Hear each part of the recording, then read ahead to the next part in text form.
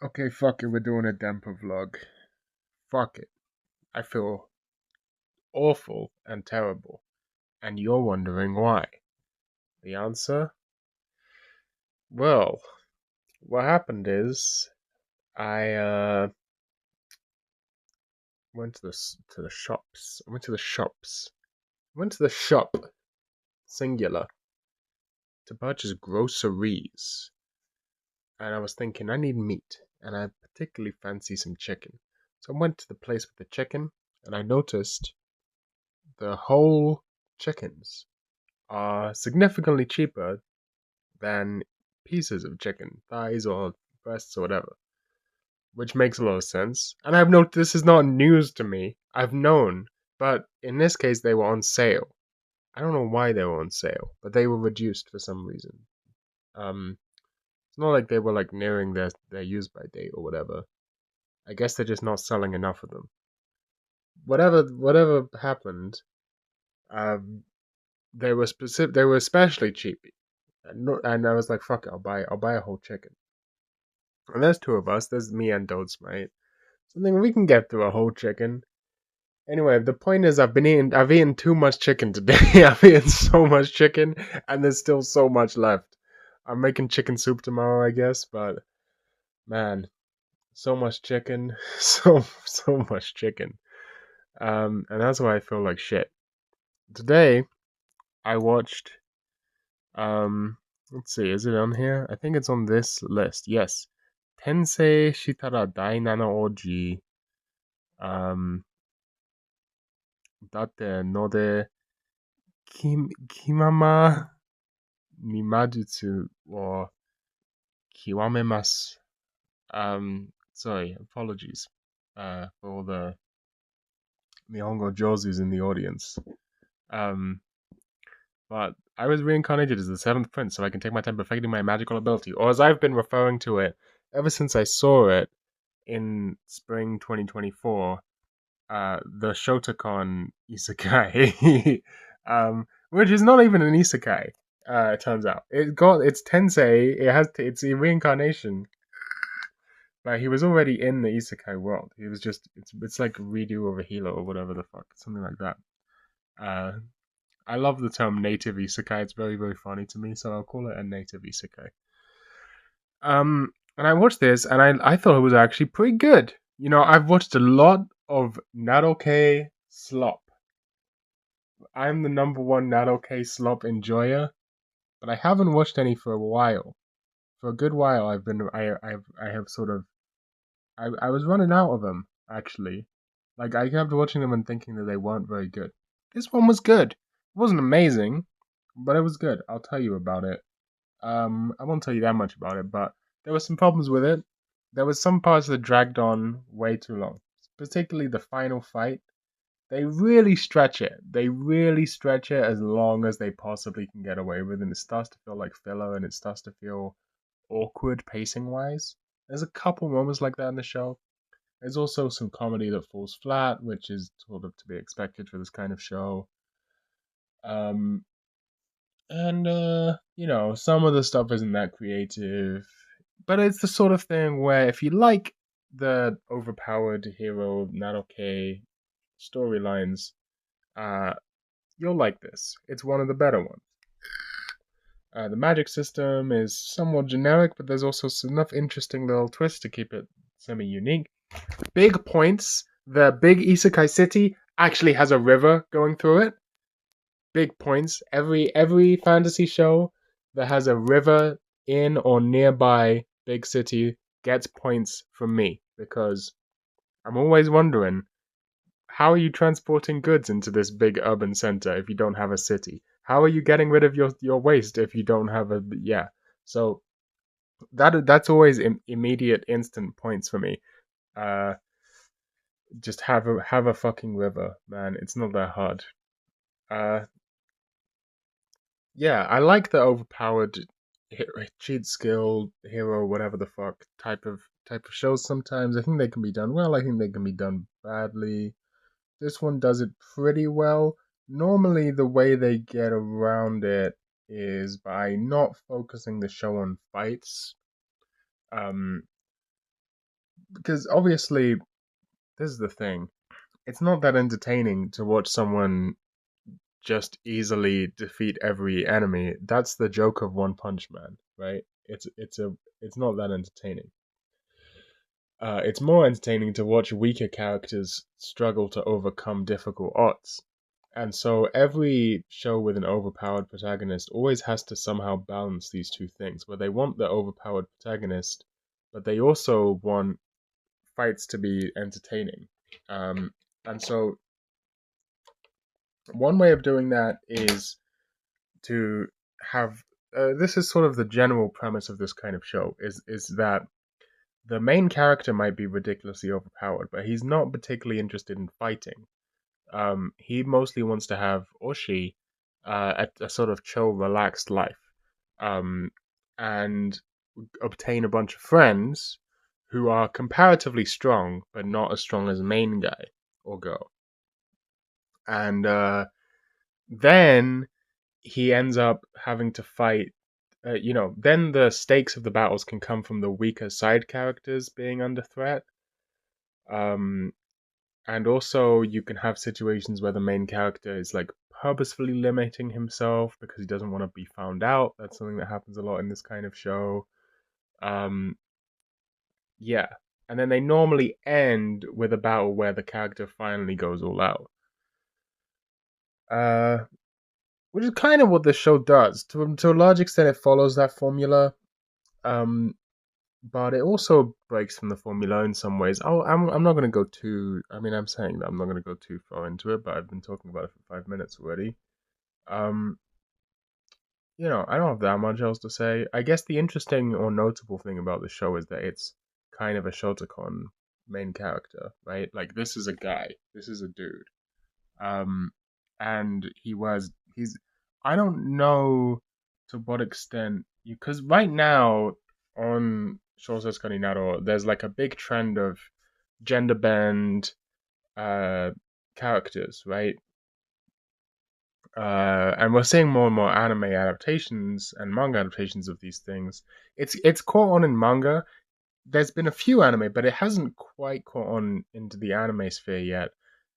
I think there will be a very successful one, and that will sort of break the floodgates open. I think people are too scared to see because obviously for the anime audience, like people are a little scared to see like if the anime audience will accept the gender bend reincarnations or whatever tenseis. Um, I mean, I guess Slimy Isekai is kind of that, but uh, I know. I think there'll be one that will break the flood. There'll be one and it'll be pretty successful. It probably won't be that big in the West, but it'll probably be big in Japan, and then I think they'll blow the floodgates open, and because there's a shitload of these, and I think a lot of them are going to come out all at once after one show can prove that the formula is successful. Because it's already successful in the other mediums, it's just not broken through into anime in as big a way as it has broken through into manga, and in particular, uh, Shousetsu Naro. Um, but this isn't quite that. It's like a light version of that, right? Because the main guy is extremely feminine, and he even later on in the show wears like girls' clothes, like, and they're not just like clothes that look girly, but they are like canonically clothes that belonged to a girl, um, with like a open back, and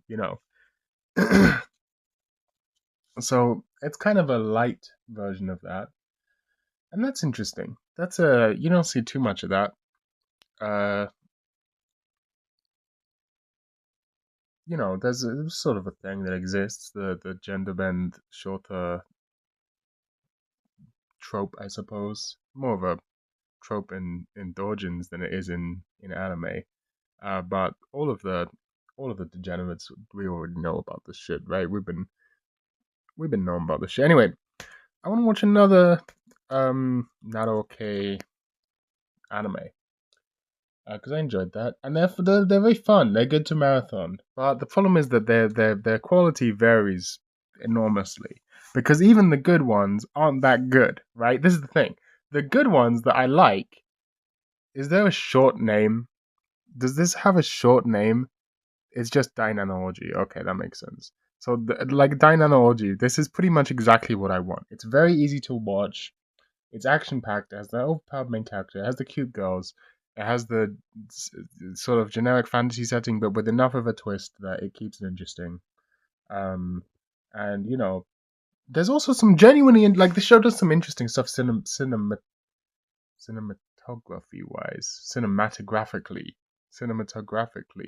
is what I don't know if that makes sense. Cinematographically, um, directing wise, there's especially towards the beginning of the show, there's a lot of very bold choices in the first episode that hooked me.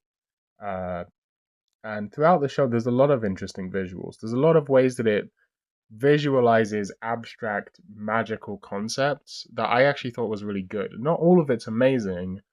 Some of it does just look like sort of CGI, you know, abstract shapes in a way that's a little boring. But some of it I thought was very good. Um, for example, the very opening of the opening scene of the whole show in the first episode is like black and white and makes use of like a bunch of very very cropped aspect ratios. And I thought that was really a really bold choice that I thought was very effective. And there's a lot of stuff like that sort of strewn throughout the show. I wouldn't say it's like it's not on the level of uh, uh, Panty Pony Dash or anything Shaft type or anything like that. But there's some interesting directing choices, and I think that's all I would need. I just need something that's generic enough that I already don't have to pay too much attention to it. I don't have to commit emotional investment. I don't want to do that. Do you know what I mean? I want something that's bad enough that I could be surprised when it's good. That's my perfect anime. My perfect anime is something that's bad enough that I could be surprised when it's good, which is basically what this is. Um, and so I'm looking for more of those. But the thing is, you can never trust. Oh fuck! You can never trust like mal ratings. So it's like, who even knows? Who even knows, man? Like this has a 750 loop 7 loop 7 回目の赤役令状はもっと的確で需要気ままな花嫁生活の満喫する Seventh time loop. The villainess enjoys. Oh, it's one of these villainess. I should have guessed from the fucking thumbnail. I don't really like this particular subgenre that much. Um, I've watched a couple of them. None of them have really spoke to me. So I'm gonna keep looking. These are Shosetsuki Narou adaptations. I'm sure if I go back to the previous parts, you'll see that I've watched quite a lot of these. This is what I'm saying, right? Like this one, this Tondemo Skiru de Isekai Horo something, I don't remember. This one I dropped, right? And I thought it was absolute fucking garbage. It was one of the worst first episodes of anime I've ever seen. It was like so fucking bad, right? But then Isekai Nonbiri Noka, which I talked about in a video a long time ago when I watched it, I thought was great. And firstly, they have very similar themes. And secondly, this one's actually higher rated than the one I liked. So you can't trust mal ratings at all. Or like this show, which has a 6, which I think I also gave it a 6. But for like a mal rating to have a 6, that's really low. I might have even given it a 5. I didn't love this show. But like I thought it was pretty good. And it's kind of unique. It's got a unique premise. It's got a likable main character. Honestly, there's nothing wrong with that show. So I'm looking through, I'm seeing if anything speaks to me. I'm looking for character designs. This is what I'm doing. When I'm scanning, I'm looking for cute girls. That's what I'm doing. See, like this, for example, this is the sort of thing that points out to me. Like, I see this, and I'm like, that is not a typical protagonist character design. That seems interesting, right? I'll tell you what's not a. This is not a typical protagonist character design. But once again, look, this has a 6.47. For Mal, that is super fucking low. I really liked this show. I thought this show was great. I don't know why people hated on this show. I thought it was really fun. What else have we got here? What else have we got? Tear Moon. Oh yeah, this is one of these villainous reincarnated things. I'm not so into those. And then you've got the ones that are like highly rated, like Shangri-La Frontier and Kakin, or this Eminence in Shadow one. Um, Maybe I should just watch this. I don't know. It is this looks too toony for me. Like I look at this and I just immediately am hit with tune. Look at this. I mean, it doesn't get toonier than that. And I'm not really toony kind of. Not really what I'm looking for. Sweet reincarnation. See, this is what I'm talking about. A genius patissier dies in an accident. Yeah, like this I could get down with. This I could get down with. That's a unique premise. That's a unique premise. I might have to fuck around and watch this shit. It might be garbage. It looks kind of like it could be garbage. Like everything so far looks decent, but that score is really low. I want to watch the teaser, so I'm gonna. I don't know. This one would be a risky pick. Okashi no Tensei. This would be a risky pick. This doesn't look hopeful from reading the reviews, from watching the PV. It doesn't look great. It could be decent. See, I would. This is what threw me off particularly. Is this review? It says this review specifically like you'd think it would be like Parallel World Pharmacy is Kayaku, but actually it's How a Realist Hero Rebuilt the Kingdom, and that's to me very off-putting because I didn't really like Realist Hero very much, particularly the second season. But I did quite like Isekai Yaku, and when I saw this, I thought it would be more like so. I don't know. We're gonna skip on Okashi no Tensei, and we're gonna go to Tensei Ojo no Tansei Reijo. Why do I read the Japanese titles? Why do I do this to myself? Tensei Ojo no Tansei Reijo no Maho Kakume. The magical revolution of the reincarnated princess and the genius young lady. See, this looks a little hopeful. I could fucks with this. I could definitely fucks with this. Maybe I'll have to check this one out. I'm not so sure about. I like this. I like this character design. That's cute. But yeah, it's a possibility. I'm gonna keep looking, but I'm gonna keep my eyes open. I'm not gonna watch that Eminence in Shadow. It looks way too fucking toony for me. Um, is this a Chinese one? Is this a Chinese Donghua? Um, hold on. I'm gonna watch the trailer to find out if they're speaking Mandarin. I'm gonna be honest. Doesn't look good. Doesn't look great, but it's not because it's Chinese. I think that the Chinese are perfectly capable of making a good anime style show. I think we're gonna see more moe focused donghua in the future, and they're gonna be good. I'm waiting for the good one to come, but this doesn't look like the good one. But I think we're gonna get the animation quality is fucking garbage in the PV. There's like I don't know. It didn't look good. I can't explain it to you. Okay, it would take me too long to analyze everything I did and didn't like about every single thing. What puts me off and what I like. This show did not look particularly good, but I am still on the lookout for the eventual good moe. I'll need to find out what the Chinese word for moe is.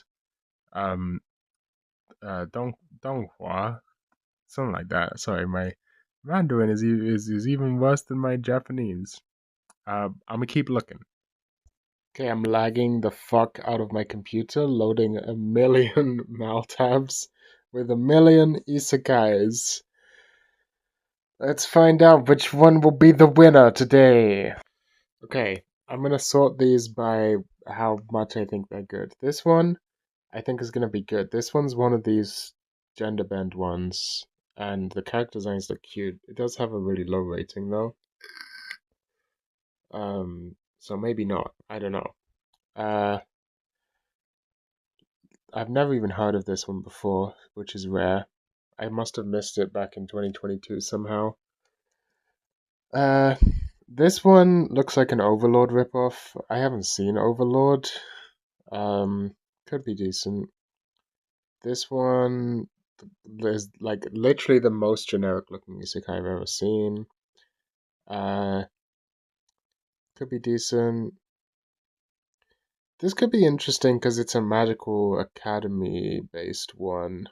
Um, I generally kind of like magical academy school, magical school type anime.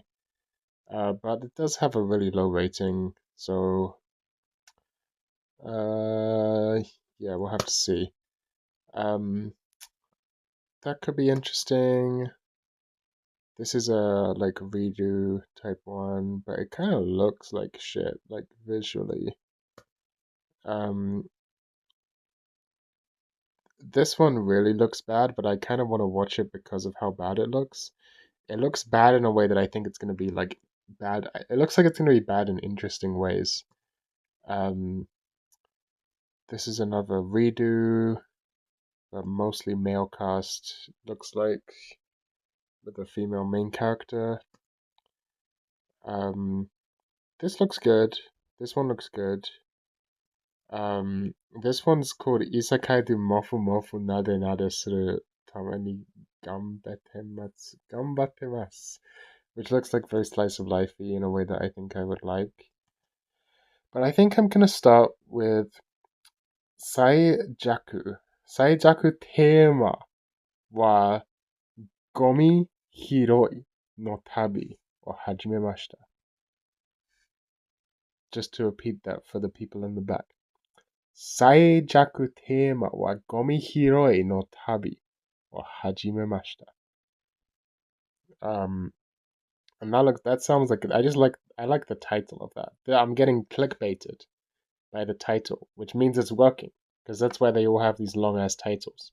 But I'm like, ooh, that's interesting. Gomi hiroi no tabi wa hajimemashita. That's kind of interesting, right?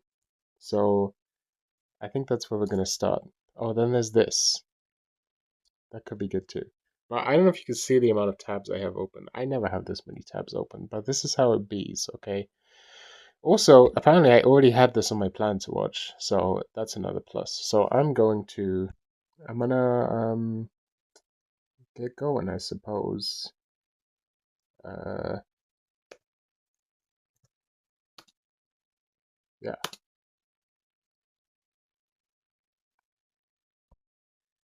While I wait for this anime to mystically appear on my computer, I'm gonna rant about my latest the same topic I talked about in my latest video.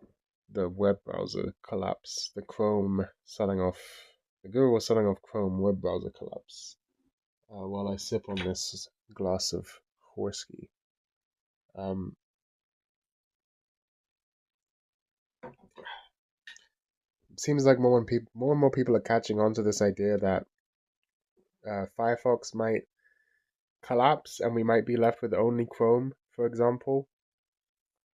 This is basically bullshit. I just want to put it out there, right? Like this is the sort of thing that someone would say who doesn't understand what open source software is. Like the Mozilla Foundation can collapse, and that's fine. Someone will just fork Firefox's engine. Like maintaining a web browser is not easy, but it's significantly easier than building a new web browser from scratch, right? So like some people will maintain Firefox. Like I'm not really worried about that. In some manner, I don't think the Firefox engine is going anywhere, even if the Mozilla Foundation does collapse, which I don't think it will. Look, I think it will probably scale back significantly to about the size of a regular ass open source project, right? Like Mozilla is a huge company for open source project standards, right? So I'm not really worried about that. I think that's overstated. Also, I know that Lady Bird is going to come out, and that's going to make everything better anyway. So I'm not like super worried about that. But like, let's like discount all of that, and let's say that my worst case scenario that I talked about happens, where there are no like web browsers that are actively being maintained. Like, it's also not a very big deal. Like, I think a lot of people are very. It just seems strange to me, right? Like, for example, I don't think I have it installed. Oh, I do. Like Dillo. You know Dillo? Like I've talked about Dillo a bunch, right? Dillo, great web browser. You know what works on Dillo? Damper-chan. Like, look, works fine. It's a bit weird. Some of the text turns blue for some reason. The scaling of the website is a little wrong. But like, yeah, renders exactly the same as it would render in Chrome or Firefox. I mean, a little different. Some stuff looks a little different. But like, basically, it's working fine, right? You know, works fine. And this is something else that makes works. Something else works, right? My website. My website works fine. It works great on Dillo, right? And like Dillo is like, look, this is a web browser that is not Chrome or Firefox and is actively maintained and actively developed, and it renders all of my shit fine. So it sounds like some of you people just have shitty garbage websites that you're worried about. Oh, there's not gonna work. I can't use my 12 JavaScript frameworks. I don't know what the fuck a JavaScript framework is, but because why would I? You know what I'm saying? Because why the fuck would I want to? If you do, you've already failed. So maybe it's some of you fucking retards that need to scale your websites back from their ridiculous. Like, what do you mean the web's gonna be in a bad place? All you fucking need to do is render HTML and CSS. It's not easy, but it's not that hard either. So I'm watching this Saijakutema anime. I'm about halfway through it. I gotta say, this is a good show. Once again, back to this is better actually than the show I watched before, I think this would appeal to a broader audience than just the hardcore otaku types. You know, this is the sort of anime you could show your mom. You could show your mama this anime, and she'd probably like it, right? It's more along the maybe what's the scale of isekai? It's not an isekai. It's a it's a native isekai. It's on the scale of a different isekai. It's on the uh, bookworm side of the spectrum, not the. Where the fuck is my vape? I'm reaching for it and it's just not there. Where the fuck did it go? Oh, it's all the way back here. Strange. On a scale from Ascendance of a Bookworm to Is It Wrong to Pick Up Girls in a Dungeon, it's it's closer to the Ascendance of a Bookworm side of things. That's what I'm trying to tell you. Um. So yeah, uh, it starts off pretty dark, but that makes the rest of the story work. Um. Yeah, I'm definitely gonna finish this show. Give it a decent rating. Good anime. The animation in this show is generally pretty good. Nothing amazing or like super notable or anything, but you know, pretty decent. Um, but for some reason, every time there's a fight scene, it just collapses in on itself. These guys have no fucking clue. Like, it's not like when I say collapses in on itself, specifically, it's perspective.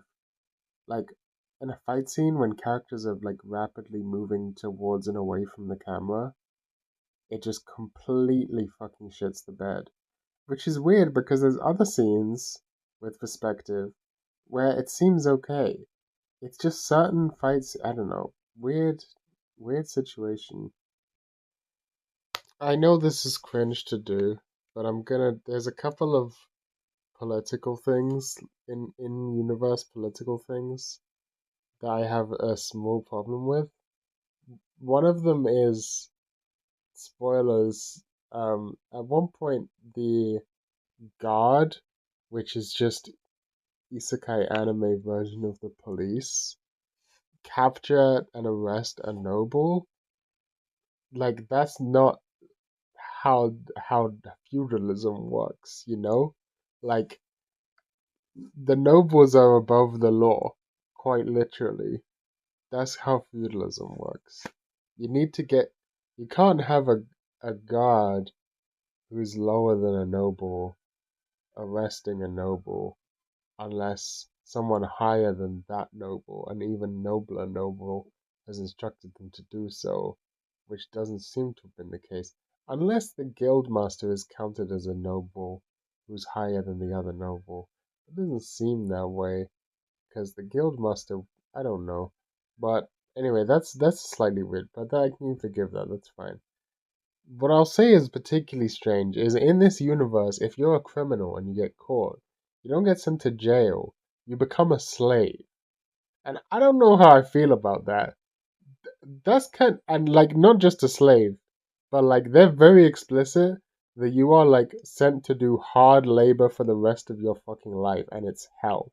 They use the word hell, jigoku, like that you will become a slave and your life will be hell forever. Like that's kind of I don't know. Look, some of these people do fucked up stuff, but I don't know if I can get behind that uh justice system. You know? I mean, I guess it's better than just hanging them, which would have been the the general feudal. I mean, and enslaved. I mean, yeah, it's not unrealistic. I mean, I guess normally prisoners of war were enslaved in the mines, which is pretty much Jigoku. It's pretty much as close as you can get to Jigoku, you know, being a prisoner of war and forced to mine silver. Yeah, that was pretty bad. So, you know, and that was back feudal times and before feudal times and Romans and whatever. So it's not unrealistic. Likely a lot of these people would have just been hanged though. So they're not hanging anyone. There's a solid argument that working hard labor for the rest of your life might be worse punishment than being hanged. Um, but look, I mean, it's as I said, it's not unrealistic. It's just it's I don't know. I feel like people should have some basic rights that are inalienable, even if they commit crimes. But and slavery is bad. But also, what I'm saying is basically, sometimes things like this make it a little hard to side with the good guys, right? Like obviously the bad guys are really bad, but the good guys are also like I don't think that putting people into permanent slavery for life when actually in the show, canonically, the reason a lot of these people are doing crime is because they're poor, by no fault of their own. Because the society is set up in such a way that if you just have like shitty magic powers, you're not going to get a good job and you're going to be poor for life. And that's random. That has nothing, you can't train to improve it. It's just when you turn 5, you get magic powers. It's RNG, how good they like a lot of these people turn to crime specifically because they are poor, and we know that poverty in this society is determined by your magic rank, which is random. I don't know. It makes it a little bit harder to stand behind the good guys. I'm not trying to defend the criminal bad guys in this show. They're bad guys. They deserve to be punished. But lifetime of backbreaking hell slavery? Maybe that's going a little too far. I don't know. Well, I just finished Saijaku Teima wa Gomi Hiroi no Tabi o Hajimemashita. Let's mark this as finished. Completamente. I'm gonna give that a 7. For sure, that's a 7. It's tempting to even give it an 8. It's close to an 8, but it's a high 7, I think. I really enjoyed that show. That was really nice. At beginning, surprisingly dark, which makes the wholesome progression of the show more effective. The only I mean, yeah, I complained about a couple of things, but overall, I thought it was a great show. I thought it had lots of unique concepts that you don't see in other similar fantasy shows. It had lots of great, memorable characters. The main character is extremely likable. You really want to root for her. They do a great job of all of that stuff. The slimes are very cute. The one main slime in particular. Uh, uh, and the plot is like pretty interesting. It's not anything like a typical isekai plot, or if such a thing could even be said to exist, you know. It's for a large chunk of it, it's kind of a detective show, you know? Like for a large chunk of the show, it's kind of a yeah, it's a detective mystery. It's not that much of a mystery, but it's more like how are we gonna catch this gang of ne'er do wells? You know, what sort of strategies can we use? And have they? Oh no, they've infiltrated. You know, yeah, I'm pretty sleepy, but no, I loved that show. I thought it was great. I wouldn't say I loved it, but I liked it. I liked it a lot. I thought it was great. Check it out if you get a chance. The weakest tamer began a journey to pick up trash. If you get a chance, check that one out. I will now go to sleep. Okay, we have a brief interruption of my isekai slop to talk about Mahoskai Tai, which is a show that my friend asked me to watch and report back on for them, which, as you can see, I dropped after 3 episodes. I really did not like this show. I have to say the animation quality was very good. There was a lot of interesting directing choices, but it was mainly the writing that I thought was pretty garbage. There's a lot of really unfunny jokes, where the comedy is just, hey, look, boobs. Like, isn't it crazy that there's boobs? Which it just isn't very funny to me. Like a lot of the comedy on the show is just like, hey, boobs, and yeah, I don't know, it doesn't really do anything. The characters were all like really one note and really boring. If they even had a personality, like it was, I don't know, it was kind of um yeah, really none of the characters really spoke to me. The setting is pretty unique, but at the same time not very interesting. Like there's clearly a central mystery to the show, but at no point was I like curious to find out what the answer to the mystery was. I don't know why. There's also it does do something very bold, which is the beginning of the episodes is completely silent because it's in space. The beginning of every episode is like a sequence that takes place in space, and it's completely silent. I thought my like audio had broken or something, but I thought that was a pretty neat choice. Um, I think that's about all I have to say. Just really not my thing. Kind of a '90s raunchy comedy OVA. But just kind of, I don't know. You might like it. If you're into that kind of thing, you might get more mileage out of it than I do. Especially if you just like sort of the style of '90s character design and animation, you might get more out of it than I did. I can't say like I would never recommend this to anyone. It's just really not my thing.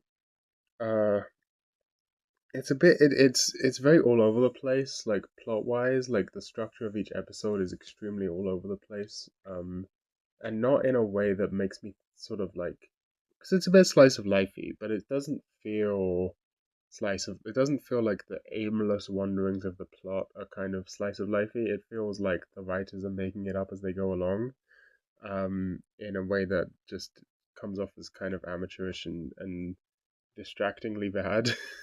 uh, so yeah, that was Mahotsukai Tai. But today we're going to be watching back to my Narou-kei Slop, Tensei Kizoku Kantei Skill de Nariagaru. Uh, which is a show I actually kind of wanted to watch when I saw it this season, or not this season, but a few seasons. Whatever. I kind of wanted to watch it, but I didn't. But now I will. Anime. This show is a great example of isekai that doesn't understand period clothing at all. They never do. They're always terrible at it. Like, you got this guy wearing a fucking tunic, right? And then you got other people running around wearing like Victorian era suits and bowler hats. Like, this is hundreds of years apart from each other. And then like people have glasses somehow. Like, I don't, what's going on? And then all the women are dressed like People had glasses in the Victorian era. people had glasses in the Victorian era, but this is supposed to be a pre-industrial society. No, like these kinds of clothes only became popular after the Industrial Revolution. Like, if you're gonna do Victorian, then don't have the soldiers using pole arms and dressed like this. Like, You know, if the traditional isekai setting is Victorian but no guns and feudal. it's Victorian cities. Yeah, it's Victorian Feudal- cities and feudal. everything else. Feudal areas. Yeah, which is just silly, man. Doesn't make any sense. The Victorian cities existed because of industrialization in the first place. You didn't have mass urbanization before then. They need to put me in charge of an isekai, man. Just put me in charge of the fucking costume department. I know that doesn't exist in anime, but put me in charge of the costume department. I'll get that shit right, okay? I'll just open a book. I'm not an expert, but I'll read a book. Tensei Kizoku. No, did I spell that wrong? That's strange. I did spell that wrong. Tensesi. No. No, Tesne. Oh my god, this is embarrassing. Tesne. No, Tensei. Damn. Okay. Can we get a full season, please, instead of just random episodes?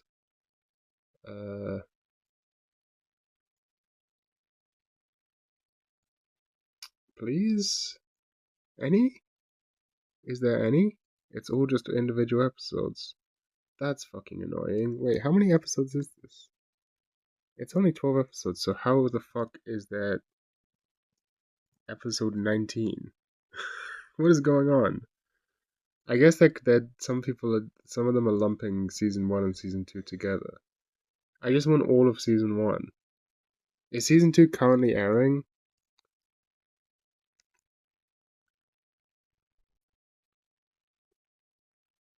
I guess. Is it full 2024 now? I forgot what yeah, it must be full season, right?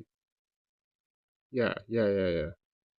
Okay, so it's currently airing the season 2. I don't want to watch season 2 yet. I want to watch season 1. Where the fuck? Where is it? I'll find it. This shit might be the greatest human achievement. This shit might be the greatest human achievement. This is kind of a woke anime. Look at this little stupid little guy. Wait a minute. I'm being careful not to. Last time I filmed my screen, I got a copyright strike. A video was blocked worldwide. I had to cut it out. So look at this stupid little fucking looking so goofy on the bench.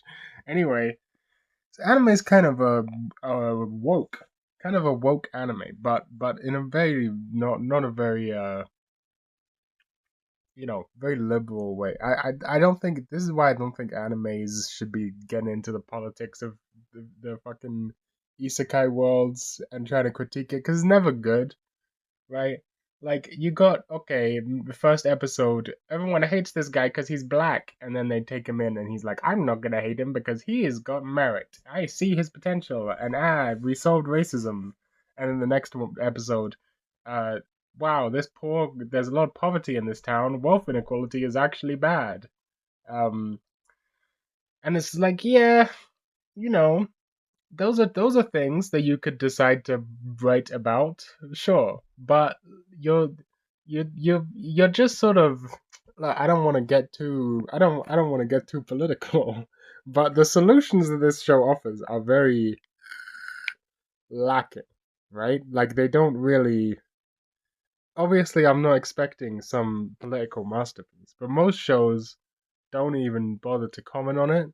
So if you're going to be bringing attention to the, you know, injustices of feudal social organization, I think you should do better than. I don't know, maybe do better, but I don't know. I just don't think you should do it if you don't know what you're doing. You know, I think if you should have to know what you're doing before you do that stuff, right? Like this show is like, okay, it's bad that people are prejudiced against this particular the black guys. I forgot what they come from another country in the universe. I forgot what it's called. Um, but the solution is that okay, the nobles hire one of them to be basically a servant. And this is supposed to be a victory for anti-prejudice. It's like, yeah, I don't know about that, you know?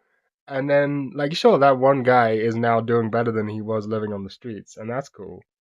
But I don't even think I would call that some sort of, well, whatever. There's not really a tenable solution to the problem. um, and then the next episode, they're like pointing to all the wealth inequality, and they say like, "Hey, the fact that any town where there's very very rich people, you'll also see very very poor people." Like they're sort of pointing out that the hey, the riches of the nobility don't come from nowhere. And I think that's good. That's a good thing to. That's a you know, that makes sense to me, right? Feudalism is bad, uh, right? Um, I don't really want to think about that while I'm trying to enjoy my fantasy, bullshit. Doesn't really matter to me. I'm not one of these people that gets mad when a show, like, a lot of people get really mad when shows have slavery and then doesn't critique the slavery in the universe. I know I just mentioned that about the last show we watched, that was a more specific criticism I had there, where it's like you want me to root for the good guys, but the good guys are objectively slavers. Like that's kind of weird. But the shows where it's like hey, this guy picked up this slave girl, but he's actually really nice to the slave girl. That stuff. I don't have a problem with that. I think if you're like moralizing about that stuff, it's stupid. I'm not moralizing about the previous show, by the way. I want to be clear. I'm not saying that it's immoral to have a show where uh, you know, slavery is used as a what's the fucking word I'm looking for here? Like disciplinary device. What's the word I'm looking? Punitive slavery. Like that if you write a show with that, that's somehow morally wrong. Obviously, I don't believe in that sort of bullshit, right? I was just bringing it up in terms of how I think it worked on a narrative level. I thought it was a bit weird on a narrative level. That was my concern there. Um, it's all fiction. I don't really care about the morality of it. But in this show, they're trying to really hammer forwards or really put forwards focus on some of the social issues in this isekai society. But you know, they don't really. It's a very for lack of a better word, it's a very liberal narrative, right? It's not even necessarily liberal, but it's from the perspective of an aristocrat who's got everything, you know. Sure, it might demonstrate that some people are poorer off and whatever, but the solution is always comes from the top, right? The solution is always, well, don't worry, there will be a good when this guy gets in charge, he'll be the good lord, and he'll, give out charity or whatever to the poor. But it's like, you know, uh, never giving autonomy to the people who are just like faceless, like poor person number one in an alleyway, right? Like you see, like never give them any character or autonomy. Give maybe one of them some, uh, but it's all centered around the charitability of the aristocrats, and I don't know. It seems a bit. I feel like you shouldn't be bringing this up if you're going to do it like this. That's just my opinion. I maybe I shouldn't have even mentioned anything. I'm trying to say I think some people would call this a woke anime because it has a black person in it, right?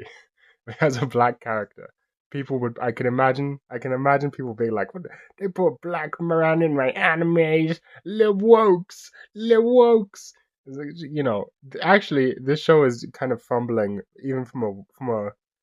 It's not even doing the wokeness very well. Is basically my point. Like I don't think that they're trying to have that message. I think that this guy's probably just not a very good writer. He's just trying to set up that the world is bad, like the world that the character has to deal with, the society is bad. It's unequal. It's unfair. It has a bunch of social problems, and the main character guy is going to be smart and clever isekai guy with a cheat skill, and he's going to fix it all because he's so cool. I think that's the. It's not trying to make any broader political statement. It's just using it as a stepping stone for main character guy to be cool. And like, I don't. I'm again. Let me be very clear here. I don't think there's anything morally wrong with writing a story like that. Absolutely not. Anyone who does is an absolute fucking idiot, right? Uh, you know, that's fine. I just am not sure as a narrative device how well it works because it's introducing a bunch of ideas to the watcher's mind, to the viewer's mind, right? Like now I start thinking about, yeah, actually the way that feudal society is set up is obviously deeply, fucked up, right? Where everything just depends on how you were born. Like, yeah, most shows try not to bring that up because it's kind of awkward to deal with, right? You don't want to have to focus on that while you're trying to tell your fun fantasy story, right? And that's very reasonable, right?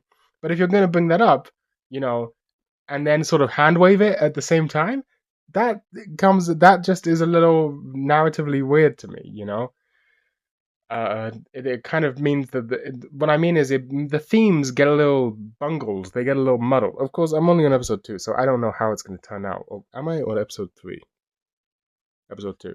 I'm only on episode 2, so maybe it'll turn out differently to how I'm thinking. But it seems to be it's a little distracting. It's a little is they're introducing these ideas about how the way that the society is organized is inherently, you know, um, fucked up, right? Because it's feudalism. Even though everyone's dressed like a Victorian, don't question it. And the architecture looks like Renaissance Florence, but don't question it. Don't think about that too much. Um, you know, and then they're just gonna hand wave it. It's like, why did you introduce these themes in the first place? Do you know what I mean? I don't know why, but I had this urge to rewatch one of my favorite ASMR videos. Yeah, I'm into ASMR. Who would have guessed it? It's by a channel called Momota ASMR, and it's just a video where she goes to a manga cafe. And she eats some snacks, and she reads Slam Dunk, and Oshinoko, and drinks a beer. It's a very comfy video. It's extremely comfy. I recommend it. You'll find it on her channel. But what's so fucking interesting is these manga cafes. You get a room to yourself. You get manga. You pay. I think you pay for snacks and stuff extra. Obviously, I don't imagine that you pay per manga, right? You just. I don't know. I don't know how it works. I'm not. I'm not that educated, but it's open 24/7. You can stay there till morning. You can stay there all night. This is something that exists in Asia and just doesn't exist in like cyber cafes and manga cafes that are just open 24/7 and you can just stay in all night and you get a booth to yourself. Man, I would fucking love to live in a place that had that shit. Like, look, this store was 3,430 yen for 9 hours. That is £17.67. That is so fucking cheap. That is so cheap to stay somewhere for 9 hours and just have infinite manga to read. I don't, man. I gotta move to Japan or some shit, man. I gotta move to Asia. There's no way, man. That's so good. I'm like generally speaking just like pissed off at the fact that London is so dog shit when it comes to being like a 24-hour city or whatever you want to call it. Like everything, we have no nightlife. Like there used to be nightlife and it's been gradually killed off. Like, and it's not just a me problem. Like I don't really care about the regular nightlife stuff, but I appreciate that it's important for the economy of a city. And there are times when I'm like, yeah, I'd want to go out to a club or whatever with a friend if there's like a jungle or techno night, you know. I've been to a I went to a jungle night once at a place at a club, and it wasn't even jungle. It was called a it was they said it was a jungle night, but it was they were playing fucking drum and bass the whole time. I was so pissed off. But anyway, like I'd go see some jungle, listen to some jungle. I'd go listen to some techno or whatever. Um, Pay for some overpriced drinks. You know, like you not regularly, but a couple times a year. I could imagine myself doing that. It's not super my thing. I'd wear ear protection, obviously. Um, but yeah, even the normies are very pissed off, especially the norm. Everyone's pissed off that like all the clubs in London are shutting down, and it's not just a London thing; it's the whole UK. Like the UK nightlife is just dying. But it's not just that; it's just like shops close super fucking early. Everything closes super fucking early, even on the weekends, even on Friday. I mean, on Sunday, everything's closed like all day, pretty much. Like I know there's some countries like Germany, nothing's open on Sunday at all. I think, for example. In the UK, you're not allowed you're only allowed a certain amount of hours on Sunday to have your shop open. I think this is look, on the one hand I can appreciate like something workers' rights or whatever, like getting time off. But on the other hand, it's a bit ridiculous. I think it's pretty fucking ridiculous. I think it's stupid. But that aside, like sure, have one day. I don't really care if there's one. Okay, I have to wait for tomorrow to buy whatever the fuck I want to buy if I forgot to do it while the shops are open. Like, not a huge deal. What I'd much rather have is just a higher quantity of stuff that's open 24/7. I think this would solve. This is like one of my fringe ideas. I think this would solve so many problems. I think staggering, like having a real, actual, real life 24-hour city would like drastically improve everything everywhere. I mean, you can probably imagine from my fucked up sleep cycle that I think that the whole, hey, you have to be awake arbitrarily when this like ball of light is visible in the sky is fucking stupid and antiquated. There's no reason it should be like that. Uh, and in fact, there's a whole bunch of advantages of not having it be like that. One really big one is transport. You have a rush hour every day because everyone's job starts at the same time and ends at the same time. This is the dumbest possible way to set up a society. No? Because if I'm running a shop and I have my shop open from 9 to 5, no one's going to go to my shop because everyone's at fucking work from 9 to 5. So it's stupid. And then everyone has to go into the city at the same time every day. Like, there should be laws, tax incentives to stagger your hours, to have some businesses open at 8, some businesses open at 9, some businesses open at 10, some businesses open at 11, etc. And there should be tax incentives for keeping your stuff open all night, right?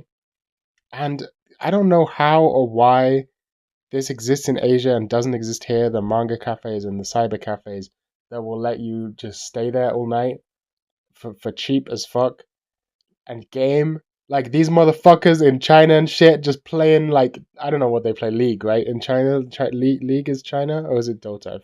Is Dota Korea? No, Korea is StarCraft. I forget which one's where. I'm sorry, I don't know anything about MOBAs and RTSs. It's not my field of expertise. I apologize. Someone in the comments let me know the geographical distribution of different things. I think China's they like League over there, right? Am I wrong? I think that's right. Um. Anyway, you read about these people in China that just fucking spend all day at these internet cafes playing video games, and I'm just like, this is the most based existence you can possibly have. No, like it's the most based fucking thing ever. You just stay there all night gaming. That's so cool. That's so cool. I want to stay there all night gaming. I don't know if I would. I'd probably just stay indoors. But like for manga, I could definitely see myself doing it. If it was a 24/7, 24-hour manga cafe, but that I wouldn't do it every night. I wouldn't do it every day, but I would 100% do that shit. 100 fucking percent I would do that shit. That would be a great time. I would, they presumably have whole series and everything you could possibly want. Like, I would just go there, read an entire series, and go the fuck home at like 5 a.m. That would be beast. That would be so sick. You know, why the fuck don't we have that shit? Like, why does my country suck? Why does the West suck so fucking bad? I don't know. I don't know how did we fuck it up? Why are they doing so much better over there? They got cheap food. Everything. I don't know, man. I'm fucking pissed. I'm pissed. I don't understand. I don't understand the economic. Excuse me. Excuse me. I don't understand the economics behind all of this stuff. Okay, I'm sure that there are real economic reasons as to why Asia has 24-hour shit like this and stuff like really cheap food that you can, restaurants and stalls and stuff. Like you can get a bowl of delicious noodles for the equivalent of like £3 in Japan or China or anywhere in Asia, pretty much Southeast Asia, anywhere. Maybe less in Southeast Asia even. And it'll be better than anything you could. It'll be better. The thing is, though, I know for a fact that they're better than the shit you'll buy at like a proper expensive restaurant. You'd pay 10 times as much for here, and it's fucking a tenth the price. It's the same quality. I'm mad. Why don't we have that shit, man? Why don't we fucking have nice fucking noodles that you can get for cheap and eat on your way home from wherever you're going? What do we have? We have fucking, what's our equivalent of that? Kebabs and chicken shops. Disgusting. Garbage fucking food. Kebabs, fucking garbage. Dog shit food. Chicken shops, I'll allow it. Who doesn't like a bit of fried chicken? They used to be great. Now they're all really expensive because inflation is insane. Now there's no reason to ever go to a chicken shop because it's not a good deal anymore. It used to be that like yeah, you could go to a chicken shop, get some wings and chips, and it'd be good. It'd be a good cheap little food, right? Now, not the case. Not the case anymore. Everything's so expensive. Oh man, this is stupid. It's fucking stupid.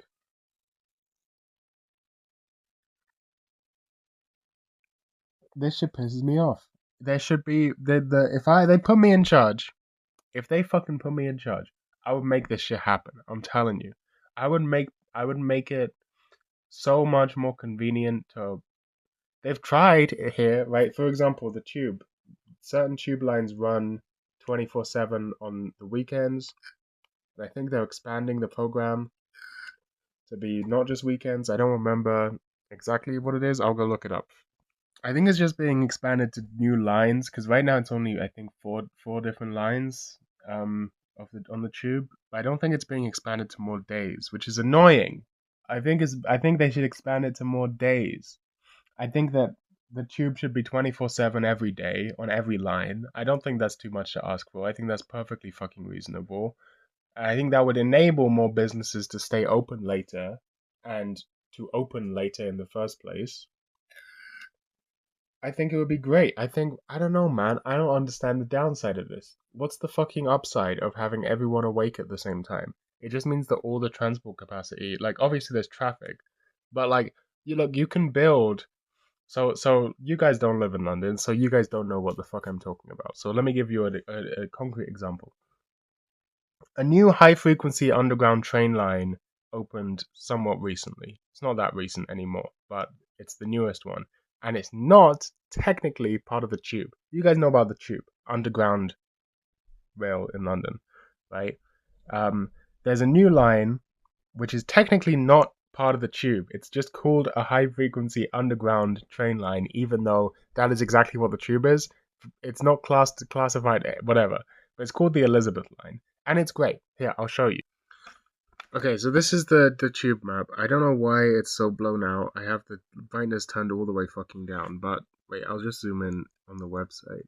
If I show you, so this one.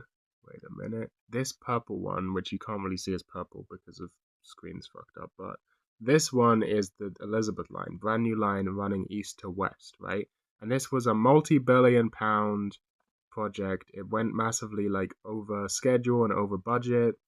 But and it's long, as you can see, it's huge. This is a huge new line, massive new line that goes all the way east to west in London, right? Very big deal through central London. Very big deal. And yeah, it went massively over budget. It was massively expensive, but in the end, it was way more successful than it was predicted to be. It was hugely successful. It got way more numbers, like more passenger numbers when it opened than they expected, and it's expected to pay for itself within just 3 years of being open, which means by next year, I believe, it's gonna have paid for itself. So huge fucking success, the Elizabeth line, and it's great. I've used it many times. It is a great line. It is super quiet. The stations are super clean. You know, it's huge and spacious, and it's really really fast. The trains are super modern. It has 5G on the whole. It's great. It's fucking great. I love the Elizabeth line. Everyone who lives in London loves the Elizabeth line, and it's caused a whole bunch of like uh, prosperity, economic boom. Like basically, and if you all of the new Elizabeth line stations and any stations that have added Elizabeth line as a connection have all those areas have experienced significant, measurable economic improvements because of all the people passing through there. So basically, even though the construction took longer than expected and went over budget, it has been a massive fucking success, a bigger success than anyone predicted. And the thing is, when you go on the Elizabeth line, you'll notice that the stations are massive. They are huge. They are huge. They are built with like insane capacity, and the trains are really big as well, right? But the thing is, they are that big because they're meant to handle rush hour, right? And they do. I've actually been on the Elizabeth line in rush hour, and it's packed. It's about as packed as it could be, but it's very navigable. It's much better than like the Northern line during rush hour, for example. It's like the best one to be on during rush hour. But the thing is, it's still really fucking cramped. Like it's still max capacity at rush hour, right? You wait a few minutes, and then everything fucking cut. That's what I did, right? I had to get the Elizabeth line during rush hour, which is a shame. You don't want to ever have to travel during rush hour, but I had to. And I had to get the Elizabeth line, and I went there, and train super fucking packed. Obviously, no seats. The standing room just like cramped as fuck, right? And I figure, you know what? There's so many people on this platform. They're all getting on. I'm just gonna wait for the next train. The next train, it's not as frequent as the tube. The tube comes like every couple minutes, right? Like 1 minute even. Like at peak times, there's a train every minute, which is amazing. Like on the Victoria line, for example. I think the Metropolitan line also has that at peak times. But even on non-peak times, you're talking like 3 minutes max between trains. Elizabeth line is more like 5 to 7 minutes between trains. But I'm like, fuck it, I'll just wait 5 minutes for the next train. So I wait a few minutes for the next train. It's actually faster. It was really quick. It must have been even less than 5 minutes because it was peak time. So it was really fast, right? It was not a big deal to wait, and it was fucking empty. There's no one on it because it was past rush hour now. Like everyone had gone on the previous train. Next train was completely. So it's like because you have to build these insanely expensive infrastructure projects, right? This like insane capacity because you need to handle every single person in the city moving at the same time, which is just untenable. You're never going to be able to handle that. Like no matter what, London has how many fucking people? Millions and millions of people, right? So well, it's almost 9 million people in London, and that's not counting all the people who commute into the city every day for work, which is probably another million if I had to guess. Maybe not quite a million, but it's a lot of people. Very, very many people commute into the city every day for work. No matter how much infrastructure you build, you can build as much as you fucking want. You're never going to fit all of those people moving in the same place at the same time. It's just not possible. It's just not humanly possible. The only option is to start staggering times. Spread the journeys over instead of just having like the concept of having a rush hour is stupid. It's insane. No one would invent that from the ground up. It's the most obviously flawed idea in human history. Okay, maybe not the most, but it's pretty bad. Like, they just shouldn't exist. There should be more variety of when things are open. Everything fucking closes. Everything closes early as fuck. Everything closes at like 10. It's insane. You can't you can't do anything. Like, if I want to go somewhere at 4 a.m., I can't. I don't normally want to. I stay in my house. But if I perchance I'm like, I fancy some food, for example. I just have to make that shit, which is fine. It's cheaper. I save money. But if I lived in Southeast Asia, I'm sure I could go to a fucking cyber cafe and get some instant noodles in a microwave and it'd be great. You know, if I lived in Japan, I could go to a manga cafe. I could go to a kombini. I could get some fucking, I don't know, onigiri or some shit. I don't know if those shits are open 24/7. I don't know. Some of them presumably are. And that's a job I would do. Like, there's not many jobs I would do, but I would fucking love to work a night shift at a fucking manga cafe. Can you imagine? That would be my dream job. Night shift manga cafe? Bro, it would create so many jobs. And I don't like creating jobs. I'm anti work, but by the metrics, that's what I'm saying. It's such an obvious thing to do. Like, if you want to create jobs, just open up the rest of the day. Like, you're only using a small percentage of the 24 hours you have per day. If you say you want to create jobs, then create those fucking jobs by making time work properly. By opening up the time for economic activity to stretch across the rest of the fucking day. You know? Like, what is this shit? I hate it. I actually hate this. I hate it. I want to live in a country where I can go into a manga cafe for 9 hours for however cheap that was. Was it £16 or some bullshit? You know, and just chill and read everything and be great. And I get some fucking booze and sake or nomuzo and it'd be great. You know.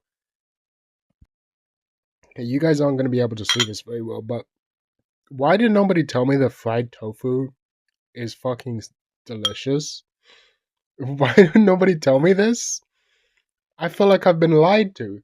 Everyone says tofu's bland. They use it as like a generic term for bland food. Bland food. This is delicious. Yeah, it doesn't taste much on its own, but it absorbs the sauce. Just a bit of soy sauce, a bit of sugar, a bit of laogama. Not much. And then some katsuobushi in the rice. This shit's good as fuck. I'm gonna have to become a regular tofu eater. Why did anyone, the crispiness, it crisps up so nicely.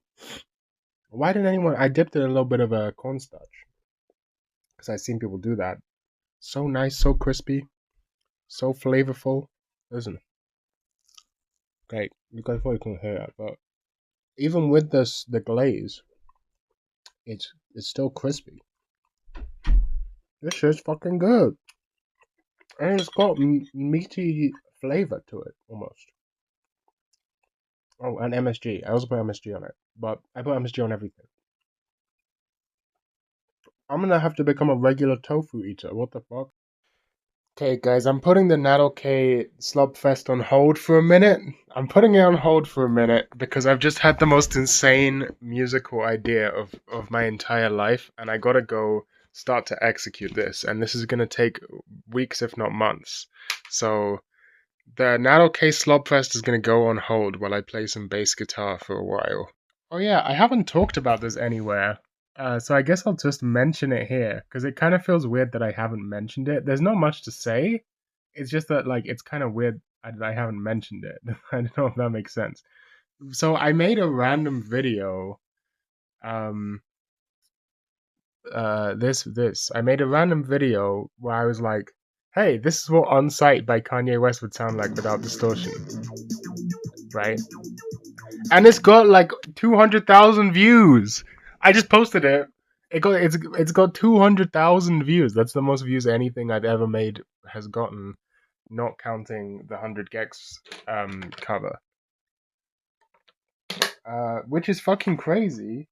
But the other thing is that it was a much better experience this time than the previous video I had that blew up.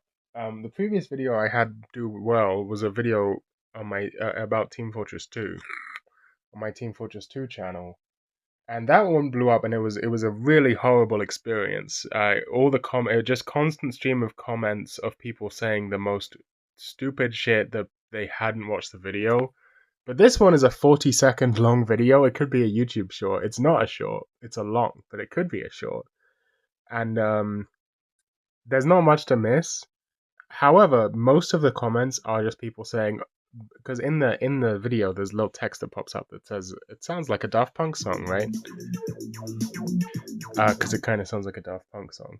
And then people in the comments like, well, Daft Punk produced it. I got about 100 different comments that say, hey, Daft Punk produced it. And they're not being mean. This is actually the thing. They're all being very nice. Like, they're not saying this fucking idiot doesn't know Daft Punk produced the song.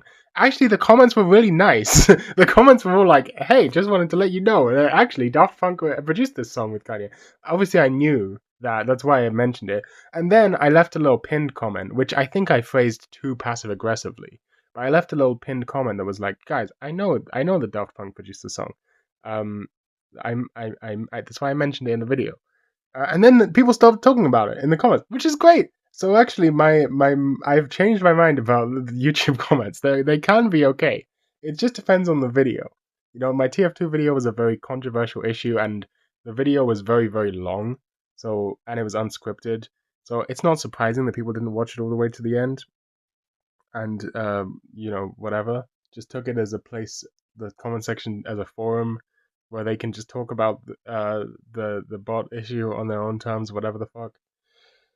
But actually, if you make a video that can't, people will find any way to misinterpret anything you say on the internet. It's like bug testing, right? You make a video game, you don't you QA it, right? You have playtesters, it's fine, and then you release the video game, and now suddenly 1 million people have been thrown at the video game, and so a good chunk of them are gonna do shit that no one you wouldn't have imagined anyone would do, right? But it's gonna be because it's just the pure quantity of people.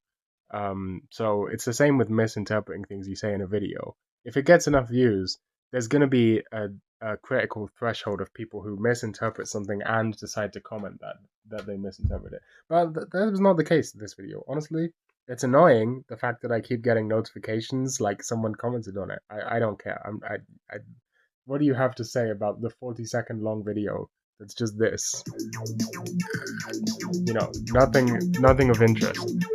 So it's annoying that I keep getting notifications for that. But anyway, shouts out to Daft Punk, and maybe no shouts out to Kanye West. I don't know if I should shout that guy out because he's said some dodgy things. Anyway, I'm gonna go make music now. So I really like the movie The Batman. I've seen it twice actually. The Robert Pattinson Batman movie. I am not a fan of Christopher Nolan, like as a director. Very well known to not be a fan of him. I like Memento. Memento is his best movie. I think. What else has he done? The Prestige is okay. Inception is okay. The thing that and everything else he's made. I haven't seen Oppenheimer, but everything else he's made has just been kind of meh to bad. Like Dark Knight Rises is one of my least favorite movies. I really really hate that movie. With Bane, obviously the old Bane jokes are funny, but no, I thought that movie was fucking garbage. Like it's already generally disliked, but I think it's underhated. I think it's really, really. I think people don't even understand how fucking bad that movie is. Like everything about that movie sucks. Everything. The fight choreography is horrible. The plot makes no fucking sense. The acting is terrible. The stupid fucking ADR on Vane's voice is really terrible. But the whole movie is full of terrible ADR. Not just that. Like Tom Hardy doing the stupid voice means you can't take anything seriously. Everything about it is terrible. The directing is really bad. I don't think Christopher Nolan is a good director. Let me look him up. What's he done? Christopher Nolan. I just want to go through. But so like I'm not the biggest fan of the Christopher Nolan Batman movies. Um, yeah, I don't know. Okay, so where is it? Filmography, right? Memento is pretty good. Memento's a good movie. I haven't seen Insomnia. Batman Begins is very forgettable, extremely forgettable. Um, Prestige is okay. Dark Knight, I think the first two, it's just like every Christopher Nolan movie. The first two-thirds of the movie are pretty good. It's like a good movie for the first two-thirds, and then it falls apart at the end. That's the same with because he's always trying to be too clever, and he's not that clever. Inception is another example of this. Like Christopher Nolan movies they all are like big, people pleaser blockbusters in a very sort of very broad appeal, whatever. And the gimmick is they have some sort of twist. Normally, it's a sci-fi twist, right? They have some sort of something that makes you go, "Oh, that's clever." But the thing is, they're never like that clever. They're not because that would be stupid. Like you don't want a movie. I mean, look, there are some like if I was gonna say like a big blockbuster people pleaser action movie that is also really clever, the best example is RoboCop, the original RoboCop, which is one of my favorite fucking movies, right? Because it's at the same time as being like a super fun action movie. It's also a genius satire, and it has actually like really developed characters and whatever, right? Same with Total Recall, another similar movie. It's the same director, isn't it? I forget. Hold on. Uh, yeah. Paul Verhoeven. Paul Verhoeven is the master of making big, successful movies that are also like smarter than you'd expect them to be. Maybe. Also, who else does that? Fuck, David Fincher also does that. I would rather watch a David Fincher movie every single day of my life than a Chris Nolan movie. David Fincher is everything that people think Chris Nolan is. You know, like stuff like Seven or Fight Club or whatever. They're big, action-packed movies that people like that did really well when they came out. I think those all did really well when they came out. But they also have something deeper to say, and they're clever with it, right? Nolan's movies have fuck all to say, and he just thinks he's really smart, and for some reason people buy into it. Like Inception, what does Inception actually have to say about the world or about itself? Like fucking nothing. It's a meaningless movie. It's like thinks it's high concept because it has some like interesting visuals and it plays with dreams, right? But like honestly, I think Inception is a decent movie. I've seen it a couple times. I think it might be my favorite Nolan movie, to be honest. Not counting Memento. Memento is actually my favorite one, but Memento is also like, very low budget, whatever. It kind of feels like a proto Nolan movie. It was his breakout hit, right? But not counting Memento, I think Inception would be my second favorite Nolan movie. But it also kind of falls apart towards the end, where tries to get too smart with it. But he's not that smart, and everyone realized this when he made Tenet, right? Like Tenet was the perfect example. And again, I've actually seen Tenet twice. I watched it the first time, and I thought that was fucking garbage. And I watched it like a year later, and I still think it's fucking garbage. Uh, and people agreed with me, right? Tenet is not a good fucking movie. I never watched Dunkirk. Interstellar is like garbage throughout, but it's especially bad in the last act. And yeah, so look, I'm not a big fan of Chris Nolan. I don't understand why people like him. I think he's a really, really bad director. Like, I think he just doesn't fucking know what he's like. When is the last time he made an interesting shot? I'm telling, like, his shot composition is always garbage. It's always so like Fincher has sort of workman like cinematography in a way. Like the other two guys I was talking about, I brought them up because it's like, yeah, they make popular movies and they're not super like big on the visual splendor, bold shot compositions or whatever. Fincher's known for his like camera work in terms of the motion, like a sort of free flowing motion, and I think he has a style with that, and it works. And he also had all of his films great fucking set design. David Fincher, excellent. I don't know to what degree that's like him or who he chooses to work with, but excellent. Fucking Nolan, garbage. It's completely forgettable. All of his set design, except the Batcave. That's it. That's the only thing he's ever done that was memorable in terms of set design. Um, anyway, I really dislike Chris Nolan. Basically, is what I'm saying here. And so I'm not, the Dark Knight, his Batman movies, like, it's the kind of big to me. Um, I remember watching a video essay actually that pointed out that they're not really Batman. Like, The Dark Knight isn't really a Batman movie, it's a Joker movie. They're like, Batman isn't really a character, he doesn't go through an arc, it's really a Joker movie. And I think that's a pretty accurate way of putting it. I think that's true. Um, I think as a Joker movie, I like. I think the opening scene is great. I think there's some good scenes in the movie, but as a film, I think it's almost like held back by the fact that it thinks he doesn't realize he's making a Joker movie. He still kind of thinks he's making a Batman movie. Um, and I think that kind of holds the movie back. Uh, I don't know. I think there's a lot of problems. I think there's a lot of problems with that movie, with all three of them. Uh, I won't go too into it, but I haven't watched much when it comes to I haven't watched any of the older Batman movies. With the rubber suits and the rubber nipples and the back credit card. I haven't seen any of those. Um, what's that fucking guy? The Ben Affleck Batman movies, right? Like Batman v Superman. I haven't seen any of those. Um, the DC EU. Who fucking directed it? What's his name? Fucking Zack Snyder. Right, Zack Snyder. What did he do? Hold on. What was his filmography? Uh,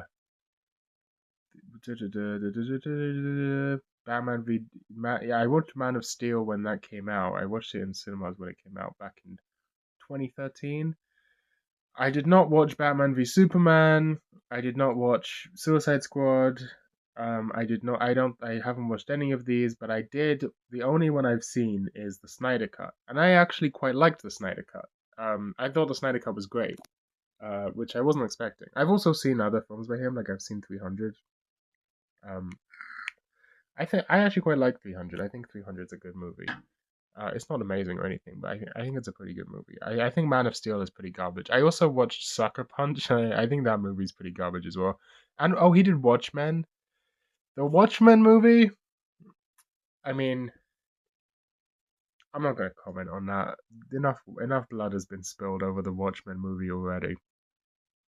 Uh, but I thought the Snyder Cut was actually pretty great. I thought the vision of like the DC heroes as American demigods and gods, like I thought that was quite an interesting concept. I thought that it was a bit shit at the beginning. I thought the first like half hour or so of the movie was kind of, I wouldn't say it was, I'll just say it was a bit shit. But it picked up, and no, I feel like it was I got it. I got what he was trying to do, and it worked for me. There was a lot of interesting decisions that movie took. I'd say I generally liked it. Um, but The Batman is definitely my favorite Batman movie. I haven't seen the animated series, but it's my favorite Batman that I've ever seen. I haven't read much of the comics. I've only read Killing Joke and one other one. I don't remember which one. Uh, but it was a short one, and I don't. It was many years ago. Uh, but anyway, big fan of the Batman. Great. great fucking movie. That's a great movie. I love the Batman. I love the underneath the bridge. I thought it was gonna be corny. People were saying, "Oh, they really use that song a lot," and I was like, "That's gonna be corny," but it's great. The the like in the Chris Nolan Batman movies, the city fucking sucks. Like Gotham is not even a. It's just isn't it just Chicago or something? I don't remember. I don't know enough about American cities, but it's just like a generic American city. It could be fucking New York. It could be Chicago. Like who fucking knows, right? It's just it doesn't look like anything. It doesn't look like anything. It's the same in the Justice League in the Zack Snyder. Like they don't care about the city at all. Or they care about these characters being demigods or whatever, fighting the Antichrist. Like they're not concerned with anything like that.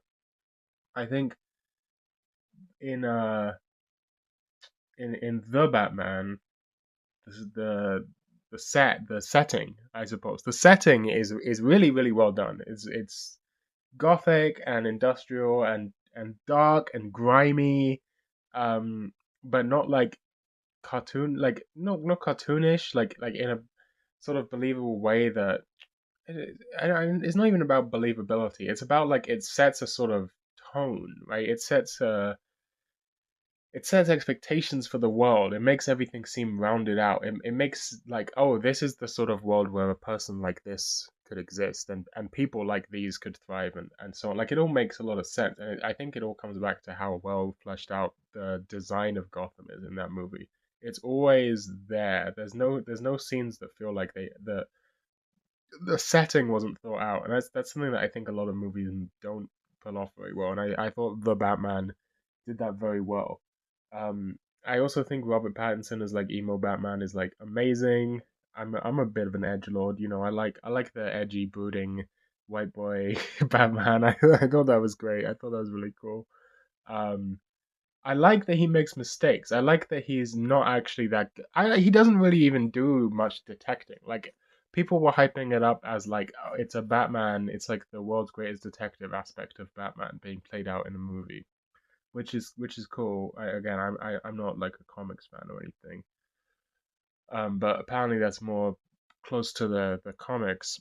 But what's interesting, he doesn't really even do that much detective work. I mean, he's there doing detective work, but he fails. He gets it wrong multiple times. And in the end, he just sort of stumbles ass backward. Like he actually fails. In the end, he fails. The terrorists win, and he just helps people, and that's the end of the movie. I thought that was really good. I thought the Riddler was a great villain. Even if it's a little goofy, I thought it was pulled off pretty well. I love the movie. I think it's a great movie. I think it's a really visually appealing. Um, yeah, there's not much else to say. I thought a lot of things about the movie, right? I didn't even know until recently that there was a spin-off TV show of the Penguin from the Batman movie, which is great because I fucking loved the Penguin from the Batman movie. I thought he was like a fucking great character. I thought it was amazing. He like really did a lot to flesh out the world. The performance was amazing. Um, I thought it was great. So I was surprised to find out that he has like an HBO show. So I'm watching it right now, and I think it's pretty good. I'm on episode 4, because Dotsmite recommended it to me. I'm on episode 4. I think it's a pretty good show.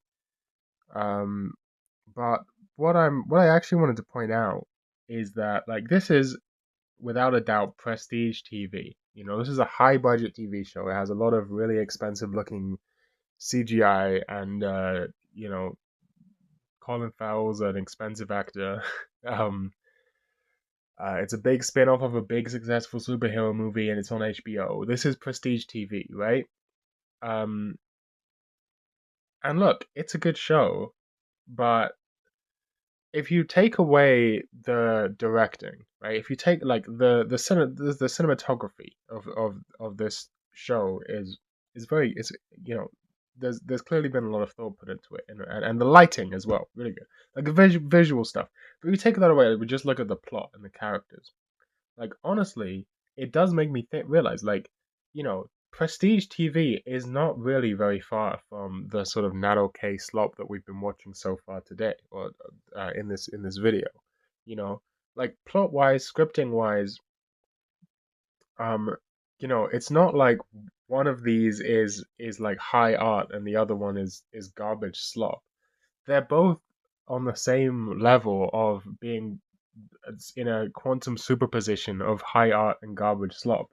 Like the only difference is that anime directors forgot how to make like compelling shots at some point.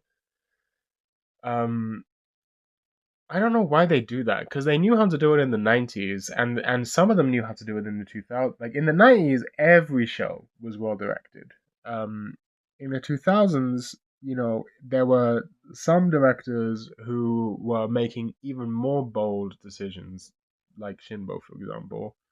Um, and Masaaki Yuasa, and well, there's a lot of them. I'm not going to go through all of the anime directors I like, but at the same time, you had this split where then there was a whole other bunch of directors who decided to completely stop trying, and that really came to a head in the 2010s. And by now, it seems like no one knows how to act. Like they just don't care. Like they're too interested in making the animation flashy and less interested in like most anime. Most of the time in most anime, and this has been the case forever. I've done a qualitative analysis of this, okay? Whether you go back to the really high budget peak of animation quality 80s OVAs or, the modern isekai slop, whatever, most of the time, runtime of any anime is characters standing still in a room with their lip flaps moving, right? That's always just how anime is, okay? There's nothing wrong with that. But it costs the same to animate that, whether it's the most boring shot reverse shot you've ever seen, or whether you're doing something interesting. This is one of the reasons why Evangelion is so visually appealing. It's also the same with Patlabor, the OVA. The Patlabor, Ava, some of these sort of classics, they may have a lot of these scenes where it's just people talking in a room with their lip flaps moving. It's basically a static picture, but they always take care to frame it in an interesting way, you know, which that's really the difference because I don't really anyone can make your big explosive fight scene that you put all your time and money into, that's gonna look good, if you don't fuck it up, or it's gonna look okay, it's gonna look interesting, like that's an interesting thing. You don't have to try too hard to make a fight look interesting. Fights already look interesting and dynamic. How are you going to make a scene of two people talking to each other look interesting? That's a much better, that's something that takes actual finesse and skill. And I think a lot of people just don't put any effort into it. Whether it's in anime, but it's not just an anime problem. It's an everything problem. All these Netflix movies and whatever the fuck TV shows and like a lot of them don't pay much attention to how they're filming their basic shot reverse shots, and most of the time people don't care because you're not looking, you're just listening, right? It's just about. And Chris Nolan doesn't put any fucking effort into that. He's never read an interesting dialogue scene in his life. He's never shot one either. Like he has all of his dialogue scenes are the most boring fucking thing I've ever seen in my life. Uh, there are some directors who are really good. David Fincher's really fucking good at it. David Fincher is really really good at doing those sorts of dialogue scenes. He always does something interesting with those scenes. I think Ozu is also very well known for having like a unique take on those kinds of scenes. But look, whether we're going to go into that or not, that's neither here nor there. But the point is that of course, the Penguin TV show is better directed than any of the Narou-kei slop we've been watching. This is not deniable. It has a much more interesting visual design. It has more interesting shots. It has better decisions about lighting and the editing, the pacing of the editing. It feels like a group of professionals made it, right? Especially the editing. It's something I pay attention to. That I feel like the rhythm of the editing in this show is very solid. I never get any. I wouldn't say it's particularly interesting. It's not doing anything super creative, but that's fine. It doesn't need to. It's always very well. It never gives me any feeling where I'm like, I'm not sure why that was there or that seemed a bit awkward or anything like that. It's all done very well, and that's the sort of thing that I find out a lot of anime sort of missing out on, right? That like the visual side of things, meh. But in terms of the script writing side of things, assuming that the Penguin is representative of good TV, there's really not much difference between these kinds of shows. Obviously, like the actual premise of the show is very, very different. But I don't think that the quality of writing in middle of the road TV anime is very different from the quality of writing on top of the bunch, creme de la creme TV writing in the West. I really don't think there's that much difference in terms of characterization, in terms of the way the dialogue is written, and so on. I really think that both are pretty decent.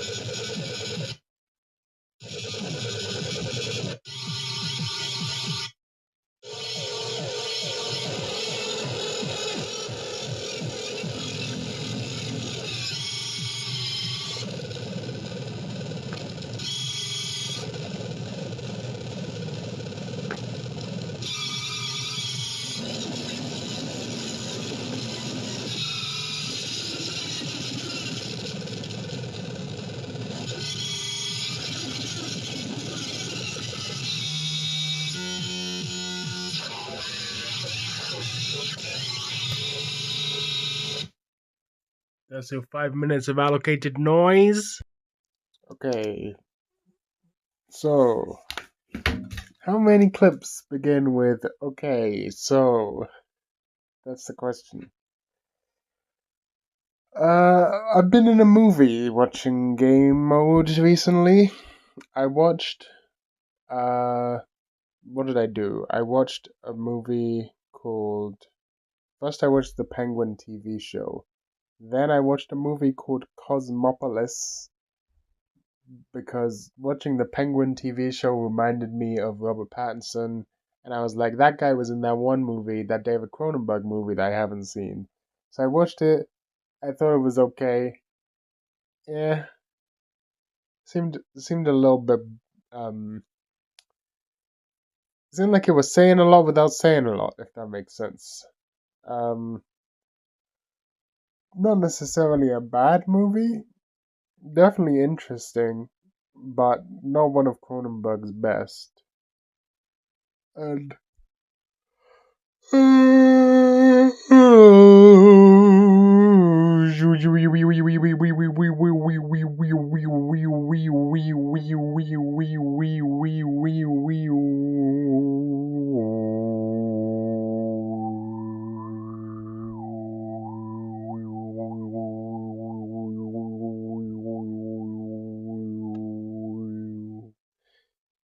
yeah.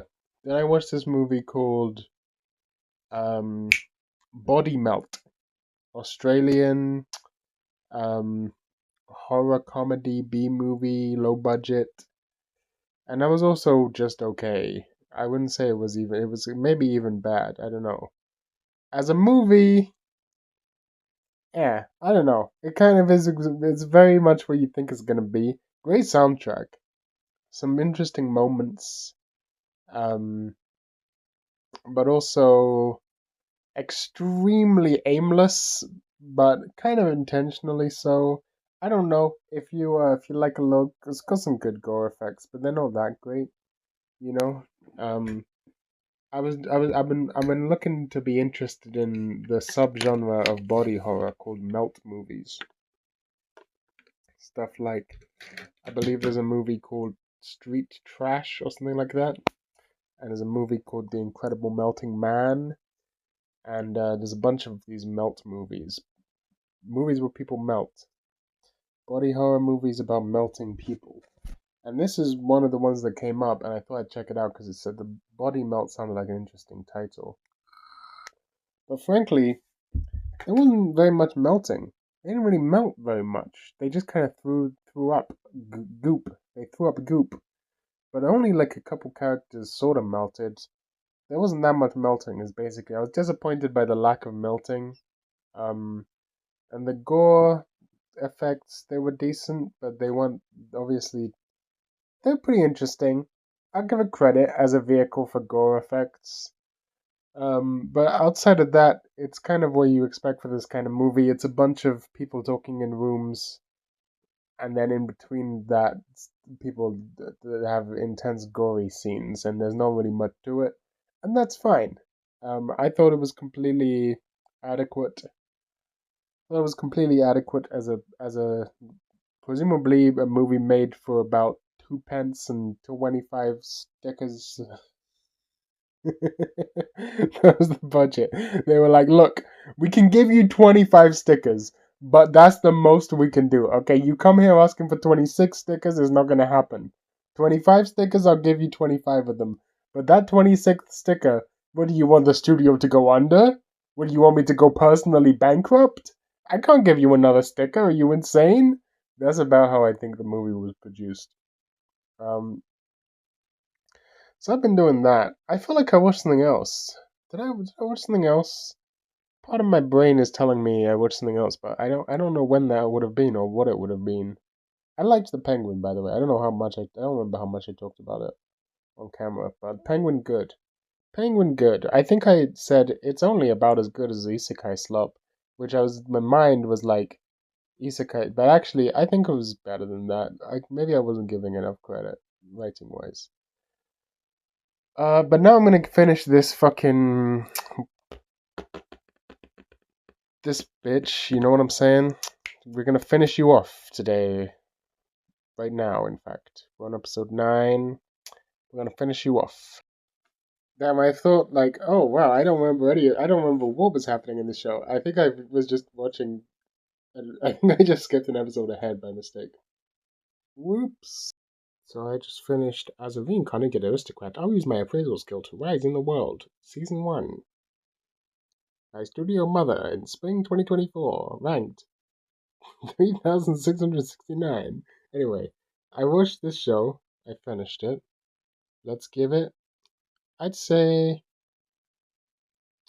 it's between us. It's just like all the other ones we've watched. It's between a 6 and a 7. I've given out 7s so far, very easily. And look, there's a lot to like about this show. There's a lot to like about this show. This is one of those shows. When it comes to isekai, you know, this is an isekai. When it comes to isekai, they generally fall into two camps. Overpowered protagonist is either overpowered because of some sort of cheat skill, or he's a tactician. It's a whole subgenre of tactician protagonist isekai. You know, going back to No Game No Life, which is still the best one. Even though maybe A Sentence of a Bookworm is a close second. This is in the tactician end of things, but he doesn't really do anything particularly clever himself. His tacticianing is more so that he has smart people around him, right? In particular, this guy. That's his cheat skill. That is his cheat skill. So it's kind of a combination of the two. No, it's a cheat skill isekai, but he recruits the tacticians. Yeah, it's smart. Yeah. It's a smart premise. I think it's a smart premise. I think the character designs are pretty decent. There's some unique stuff about the show. You know, I like the I like the characters in general, fairly unique. You know, it's a unique cast. It's not the sort of cast that a show like this generally has. I think you know, there's a lot of political intrigue and political maneuvering that becomes more relevant as the show goes on. That is generally well written. It does require you to pay attention. It's not the sort of thing you can just ignore because it's central to the plot. And I like that. I like that it's got fantasy world politics because I'm a fucking nerd, right? Um,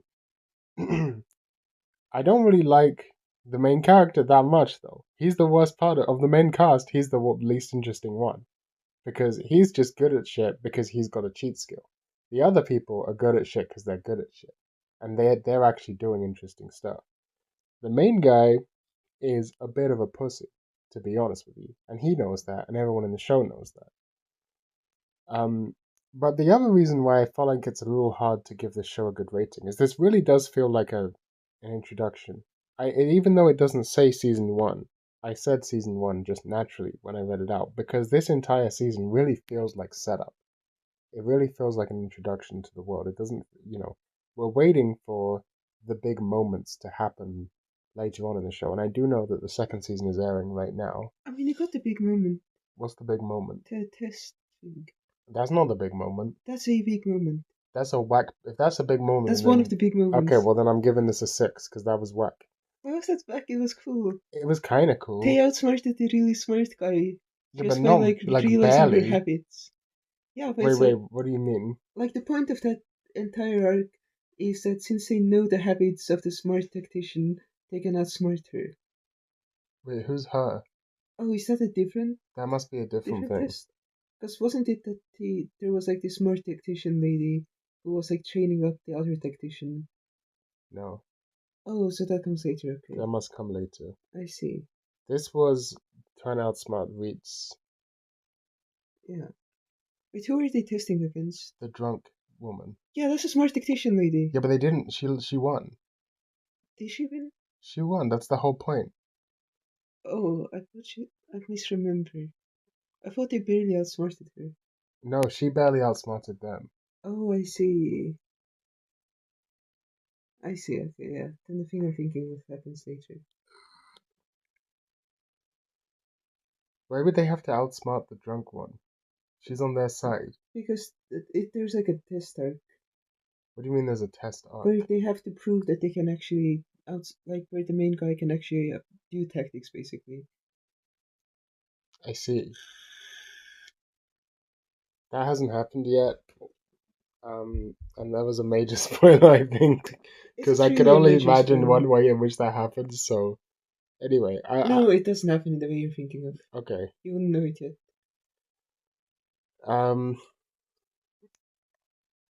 Look, I think there's a bunch of interesting characters. I think the world is fairly generic, but I like that it's in depth and detailed. However, the only reason why I feel like I can't give this like a higher rating is just because nothing's happened. Like nothing interesting has happened yet. It's all set up for the interesting things to happen. This is the first. This is the first arc. Like if this was a shonen, like a long running, like a Hunter x Hunter or type shonen, like a big long running shonen. This would be the first arc where people tell you like, oh no, stick with it because it gets good after this, right? And it's all stuff that's necessary to make the plot make sense later, and that's fine.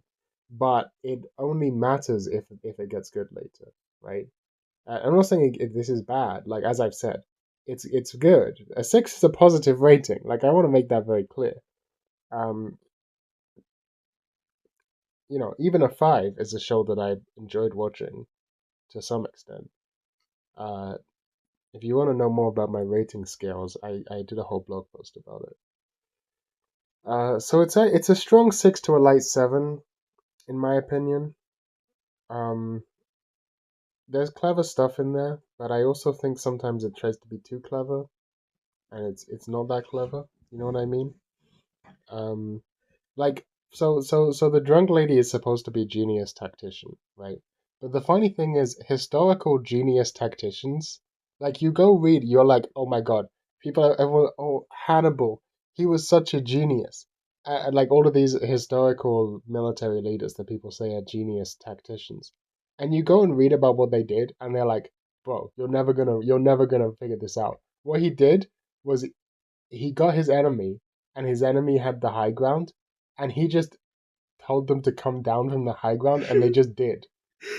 That literally happens so often. Fucking Alexander the Great does that like 3 different times. There's like the enemy's on a hill. We should wait until they come down from the hill, and then they just come down from the hill. Yeah. Why did they do that? And then it's like, hold on a minute. This Um, guy had fewer guys than the enemy. So you know what he did? He took them into a valley where their numbers didn't matter as much. Oh my god, genius tactician. It did like the thing like that at least in ancient China, I don't know about Alexander the Great or whatever. yeah. Is when someone was camping on a hill, what they would do is they would basically encircle the hill because you can't get fucking supplies on the hill, but you can get supplies when you encircle the hill. So Yeah. eventually they would be forced to come down. Yeah, I mean that's the only play you have really. It's not genius tactician. It's very It's the genius only play you tactician. have. I mean, you could be stupid and just fight them. Yeah, that's really stupid. That's Yeah. not genius tactician. That's not being stupid. But most of them are stupid. I think the smartest tactician move I know about in history, in a historical battle, is the battle of is the one that the guy Nelson, Admiral Nelson, when he BTFO'd the French and Spanish at the same time in the naval battle. Yeah. But even that, like, it just seems like very standard. Like, he just pulled off a very standard maneuver very successfully, right? Presumably because his troops were very well organized, and Yeah. and they probably had good lines of communication at the other the enemy didn't. Yeah. Like it doesn't seem like when I watch when I see what he did in that battle, right? It's like, okay, they have more numbers than us, and they're all lined up with their broadsides facing us. So what we're gonna do is we're gonna get in between their ships so that each of our ships basically takes a 1v1 and is sideways so that they like now. Does this make sense? Yeah. It's kind of hard to explain without a diagram, but it's just about navigating so that they're on the side that Yeah. you can shoot them, and you're Yeah. not on the side where they can shoot you. Yeah. But it's like it's like, yeah, if you are taking a lopsided battle like that, you kind of have to do that. I mean, you will come up with that. I wouldn't come up with that, but it's not genius. It's very genius. It's not that genius. The genius thing is the preparation. The genius thing is like we're gonna make sure that we have whatever logistical bullshit we have to do. I mean, in this case, it wasn't even that impressive, but I think that's a very impressive battle, specifically because they didn't take any losses. Yeah. He sunk almost all of the enemy ships without losing a single ship himself, and they were outnumbered 5-1, Yeah. which is insane. Yeah. No wonder he has a big column. Yeah. Right? But and supposedly he was he was like injured in the battle, but he refused to leave. Instead, like they took him on a he was injured, right? He got Yeah. shot. He got hit by shrapnel from a cannon, and so they were like, "You got to get on this rowing boat so we can row you back to shore to Yeah. patch up your wounds." And he was like, "Okay, I'll go on the rowing boat." And they put him on the boat, and he refused. He basically kept being like, "Nope, I'm the fucking admiral. You got to go pick that guy up who's in the water, who's on our side." And he stayed out the whole time in the Yeah. boat picking up his injured soldiers to take them back with him, which I think is pretty based. Yeah. If that's true, I mean, who knows? But that sounds based if it's true. What about coming collecting tattoos? What about the guy who's the fucking Kong Ming collecting tattoos is a fucking old timer. I don't know about Kong There's like Ming. a proverb about or whatever. He was like, "We're out of arrows, our armies out of arrows." So he made boats and put like fucking bales of straw on them, sailed them into enemy territory.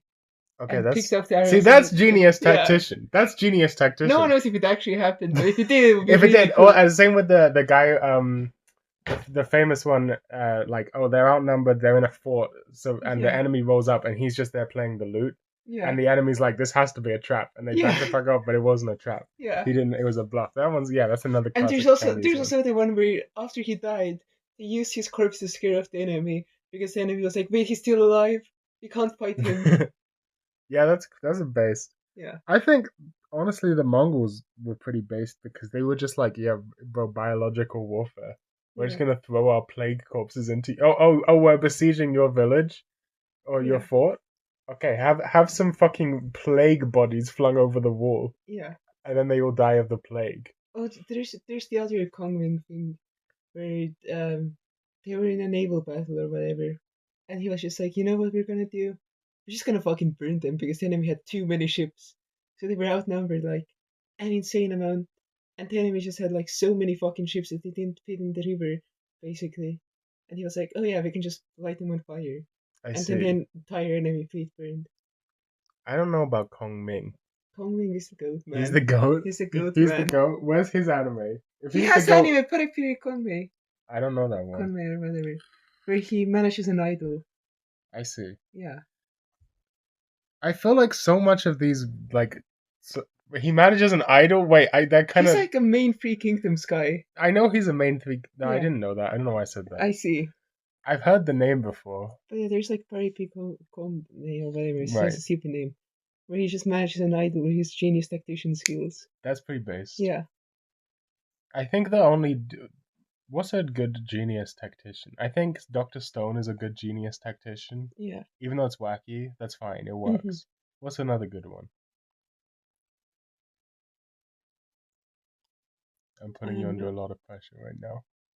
I hate so much fucking isekai, man. Fuck. I already mentioned No Game No Life.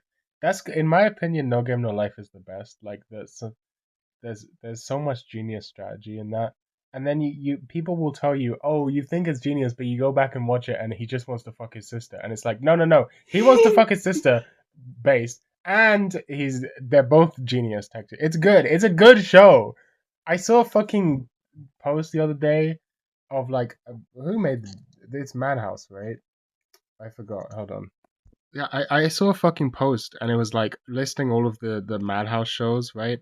Like uh Black Lagoon and Freyren, which I still haven't seen, It's good. and a bunch of these like classic Madhouse shows, Hajime no Ippo, Summer Wars, Chihaya Furu. I mean, yeah, it's fucking Madhouse. They're Watch Madhouse. fucking Freerun. I don't want to watch Freerun. Watch Freerun. I don't want to watch Freerun right now. Okay. I'll watch it eventually. Yeah. I don't want to watch it right now because the thing about Freerun is there's two aspects to it. Yeah. The first aspect to Freerun is I know it's gonna be good, so that's boring to me. There's no surprise. There's nothing that's good in the same way that Freerun is good. Yeah, I'm gonna watch it. It's good in a unique way. It's not one of those shows where I say I'm gonna watch it and I don't watch it. I'm definitely gonna watch it. But the other thing is that I always want to wait till the hype dies down around stuff before I watch it. I don't know why. The hype has died down. It hasn't. It hasn't. Yeah, it's still like one of the top rated shows on Mal. I mean, because it's fucking good. Yeah, but it's not that good. It is that good. You think it's that good? The manga you said. Haven't seen the anime. Hold on, what's the top anime of all time? Because it's up. It has like a 9. It's the top. It's literally the top. That's insane. Yeah. That's fucking stupid. I mean, it's genuinely one of the best manga of all time. You think it's better than Steins Gate? I mean, I guess Mal people don't know shit because they've got fucking. I know bullshit. About the anime. The One Piece fan letter. But I think the Freedom manga is better than the Steins Gate anime. Gintama. I just don't believe Gintama is that good.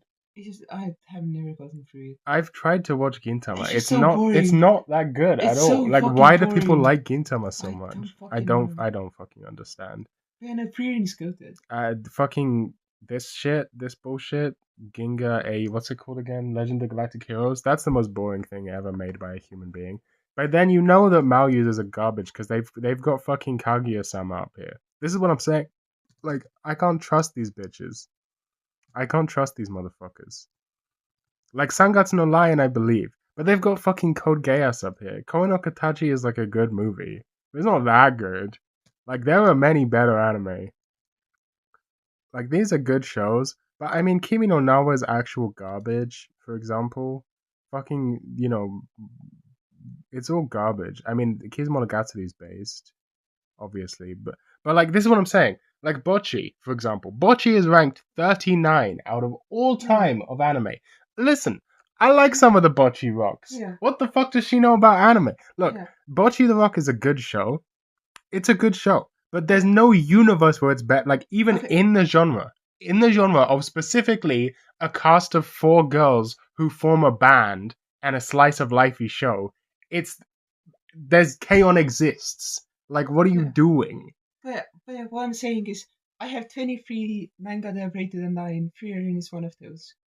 Okay. I have 3 manga that are a 10. Frieren is not one of those. Not one of those. Yeah. No, listen, I believe that Frieren is very good. It's top 10. I believe that Frieren is very good.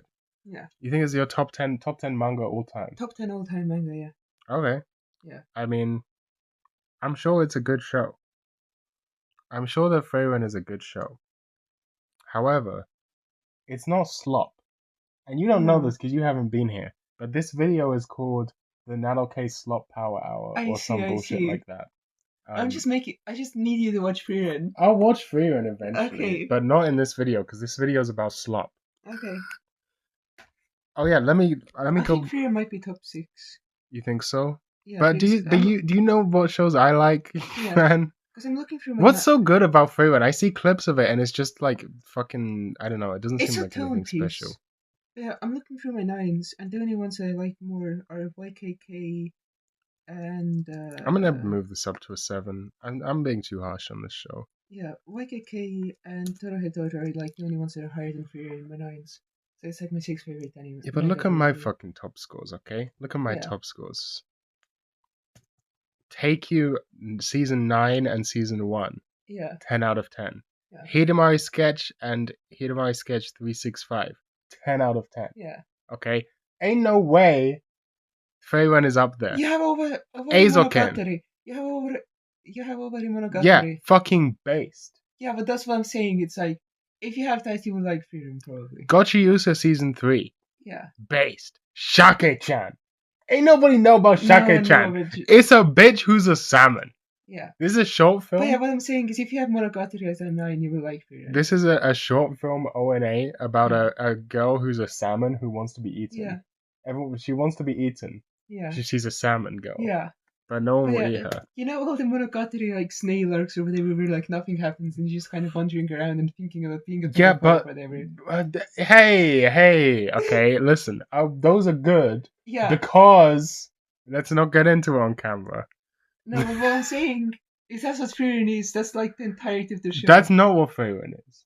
Yeah, because you've only seen the fight scenes, which are like I didn't even know there were fight scenes. I've only seen the random slice of life scenes. Oh, I see. Yeah, but it looks like an average run of the mill fantasy slice of life show to me. It's about the like from what I've heard is like Freyrin is like a badass, but she only wants to slice of life, and so they're mostly slice of life. That's not the point at all. Okay, listen, I'm not saying the show's bad. Yeah. I'm not saying I don't want to watch the show. I want to watch the show. Yeah. I'm down to watch the show. Yeah. I'm very much down to watch the point is like... But I don't think it will be one of my favorite shows of all time. The entire point is just being like a meditative piece about like, oh, this piece has been around forever, basically. Yeah, but is it as good as Eizouken, for example? No. Well, there you go. But Eizouken is my favorite anime of all time. Well, it's a fucking great anime, and that's good taste for you right there. Yeah. Is it as good as Ping Pong? The manga is better than Ping Pong. Okay, that sounds doubtful to me. I doubt that somehow. Is it as good as Gotcha season 2? I haven't seen season 2. Is it as good as Gotcha season 1? For me, it's better. Yeah, but you have garbage taste. No, I'm joking. I'm just a true patrician, okay? Yeah. Is it? Look, I gave No Game No Life a 9 out of 10. Yeah. It's not going to be as good as Tamayota. Tamayota probably should get a 10. I just haven't finished the final season yet. What the fuck is my taste, man? Like, I don't even know what the show is.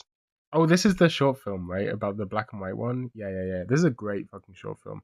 I give a lot of, like, really high ratings to short films because I feel like when you're one episode with a short runtime, like, this is just a tone. You'd like this. It's very tone piecey, like, abstract.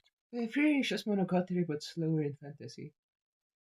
Frieren is Monogatari, but slower in fantasy? Yeah. That doesn't sound likely to me. How so? Well, there's a lot that goes into Monogatari. I'm talking about like the back and forth type of thing, you know, where people are like in each other's brains or whatever. I see. Yeah. I'll check it out. Yeah. I'll check it out. I like. It sounds like Mushishi to me. It sounds comparable to Mushishi.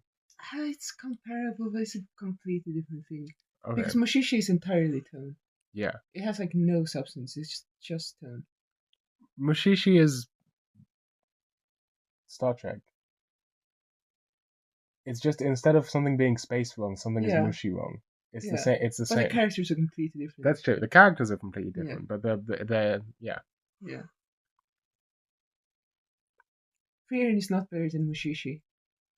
Frieren is not better than Mushishi? Mushishi is better than Frieren. I gave Spirited Away a 9. I guess that makes sense. I mean, it deserves a 9. It does deserve a 9. Yeah. It's the best Ghibli. You think it's the best? I think it's the best Ghibli. I think it's the best too, but I also think Princess Mononoke is very good. Yeah. But Spirited Away is better. I don't know. To me, they're on about the same level. I saw the video about like Spirited Away in like the space of the house or whatever, and I was like, "That's the fucking coolest thing of all time. That's so true." What video? I don't know. There's a video that goes over like how Spirited Away makes you like remember the space of the environment, and it uses that to its advantage. It's a good movie. Yeah. I don't think anyone would deny that. Yeah.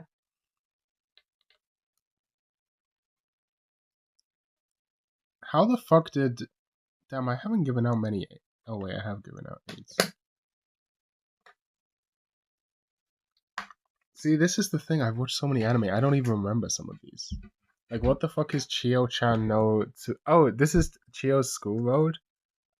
I guess I did really like this. Some amount of manga I've read it. You've read it? No, I absolutely have not. Because you've been watching a lot of anime and haven't been reading that much manga. But I'm pretty... You've read so much fucking manga. How many anime have you I think I've watched about 1,000.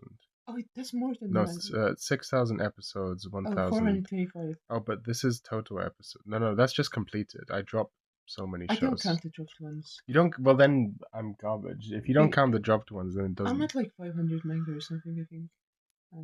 Okay. I can check my animes, but I haven't updated it in a while.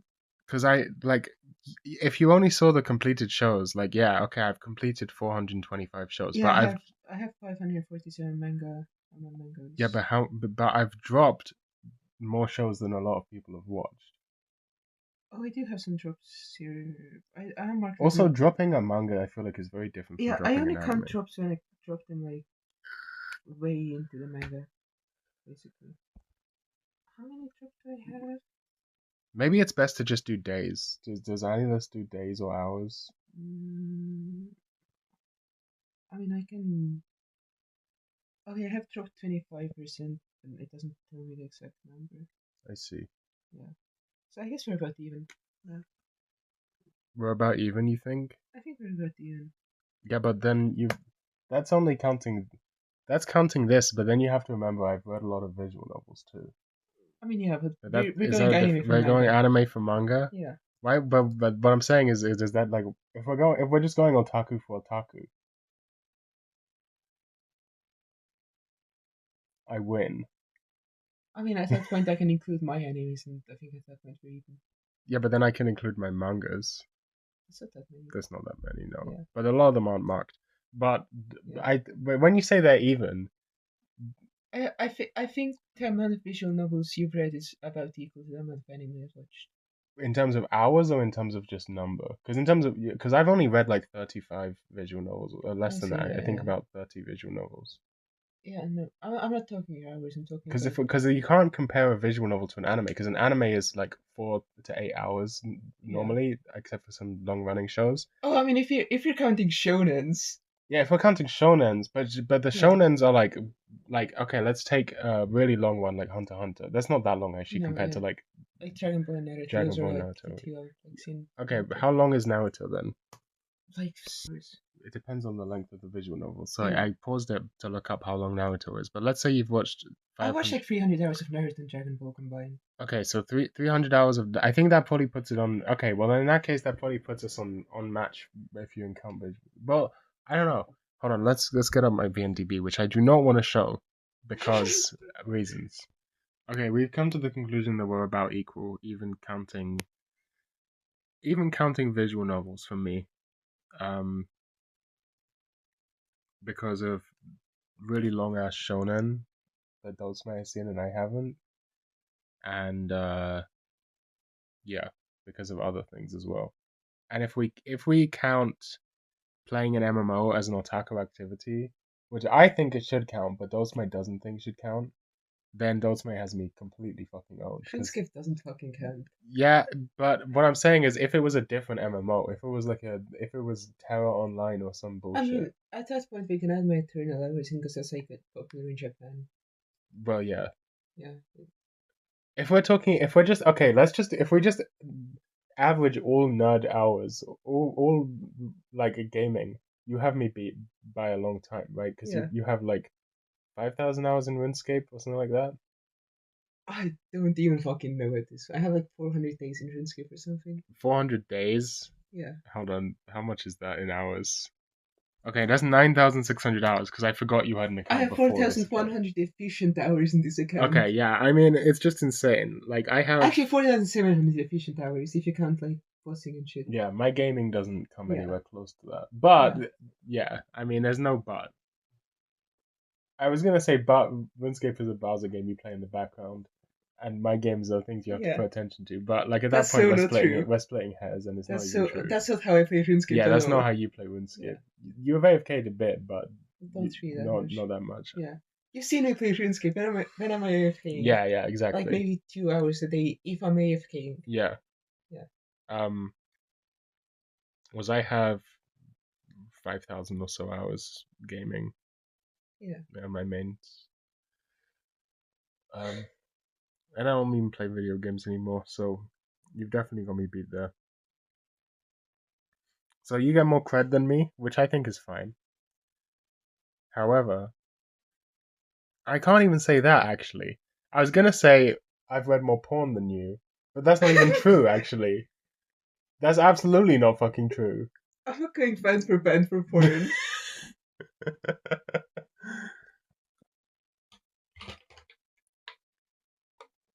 Actually, you more of your time has been dedicated to slop that isn't even Japanese though. What do you mean? Manhwa and manhwa. I mean, those count. Those count. It's like I have like 20 out of like 600 probably at Yeah, this point. I don't know how many manga those books do count. because I know I haven't updated any list in like forever. it does count. It 100% counts. Yeah. See, you motherfuckers who watch my channel don't even realize how deep into this shit that Doltsmite is. You see me, that's just because I'm a fucking nerd about it. Doltsmite is just a true gooner. I'm not a gooner. No. Under no circumstance am I a gooner. Okay, maybe not a gooner. What I mean is a true degenerate. Yeah. Yeah. Every time we watch an isekai, I'm like, oh yeah, I've seen that one. Yeah, exactly. Not every time. Basically every Some time. of them haven't got manga adaptations. Yeah. Some of them went straight from Shotsutsukani Naruto to anime with no manga in between. So yeah. What am I gonna watch next is the question. I still don't know. I'm still kind of feel a bit weird about giving this a 7. I feel like it's a high 6 maybe. 7 seems a bit much. Honestly, I feel like I should give this a high 6 and it's a tough call. It's a really tough call because I don't know. It's good, but look, a 6 is still a positive score. I feel like the main character is too much of a non-person. You know what I mean? What did I give it? I would be interested to hear what you gave, but I'm assuming I get like this is definitely the setup arc. Like the second season is almost certainly better. I'm almost certain. If you're saying it's a good show, I'm pretty certain. Look, you'll see. Like the second season probably has a better rating. I don't think I heard. Oh, I gave it a 5. You gave it a 5. Yeah. Okay. Yeah. I'm pretty sure the second season because you were saying this was a good show. Like this was really good the whole time. Which I will agree, it's better than fair, like. My 5s are good. Yeah, I mean my 6s are good. Yeah. And my 5s are also decent. Yeah. A 5 just means 50-50. No, my 5s are just like a. My 5s are like I would recommend my 5s to people. Right. Yeah. Yeah, I mean. Okay, well let's move on. I have Bookworm as a 5. You have Bookworm as a 5? I have so much. Yeah, but that's because you've had a retarded rating scale for a while, where you were like anything above a 1. You had a weird ass rating scale for ages. I mean, 5s are just genetically good things in my. Bookworm is better than generically good. Bookworm's a standout isekai, in my opinion. I think it's a standout. You don't think it's a standout? What are you talking about? It's way better than the average. Most of the plot it has doesn't work for me. I see. The highs are really high. The highs are really high. And most of it is just kind of mid. Yeah, I wouldn't say that. I think it's better than that. But yeah, I have fucking Slime Isekai as a 5. That I understand. Yeah. I would give it a higher rating than that, but I just have so many 5s. What have you given a 5? Should we share this? Oh, do you want to see my entire 5 list? Okay, 5 start here. It's a lot of 5s. But that's 5 how it should here. be. That's good. That's fine. Yeah. It's a lot of Yuri. Many fucking it's 5s. So much Yuri. So much Yuri, so much Isekai. Just so much shit as a 5. And like 4s are like, these are like kind of bad. I'm struggling to read any of it. Yeah, I'm just showing you the volume. I see. And they have like 4 frees. Fairy Tail 3 based. Yusha Party. There's so many fucking. There's just so much fucking 4s. Yeah. So many 4s. I think I have my rating scale in my fucking bio or something. Okay. Well, I'm gonna next show. Okay, it's time for real garbage hours. It's time for real fucking degenerate trash hours. Which one is this? This is my instant death ability is so overpowered. No one in this other world stands a chance against me. It's got a low 6 on Mao, which is like a 2 in real life. I don't think I've read this one. Yeah, I mean, this is just guaranteed hot fucking garbage. Yeah, this is my rating scale. I see. This is the rating scale. Yeah. Where a 5 is still good and a 4 is still decent. Yeah. My rating scale is a 5 means 50-50 chance I drop it or keep watching, basically, and everything Yeah. else from them just follows. To me, a drop has to be bad. Yeah, but I drop things. I drop a lot of shit. Yeah. You know me. Yeah. Um, so I'm gonna watch this fucking garbage because this looks funny. So YMS did an Adam and Pals episode on Now You See Me and Now You See Me Too, which is what I'm watching right now. And look, I like YMS. I'm perfectly happy to accept that these are bad movies, especially the second one. But they're really going way too hard on it. They're acting like these are the worst movies they've ever seen. These are generically bad movies, but they're also really fun. Now, I will say, Now You See Me 1 came out at a time when I was really into magic, right? Magic tricks. Um, and all of the magic, websites and companies were involved in marketing the movie.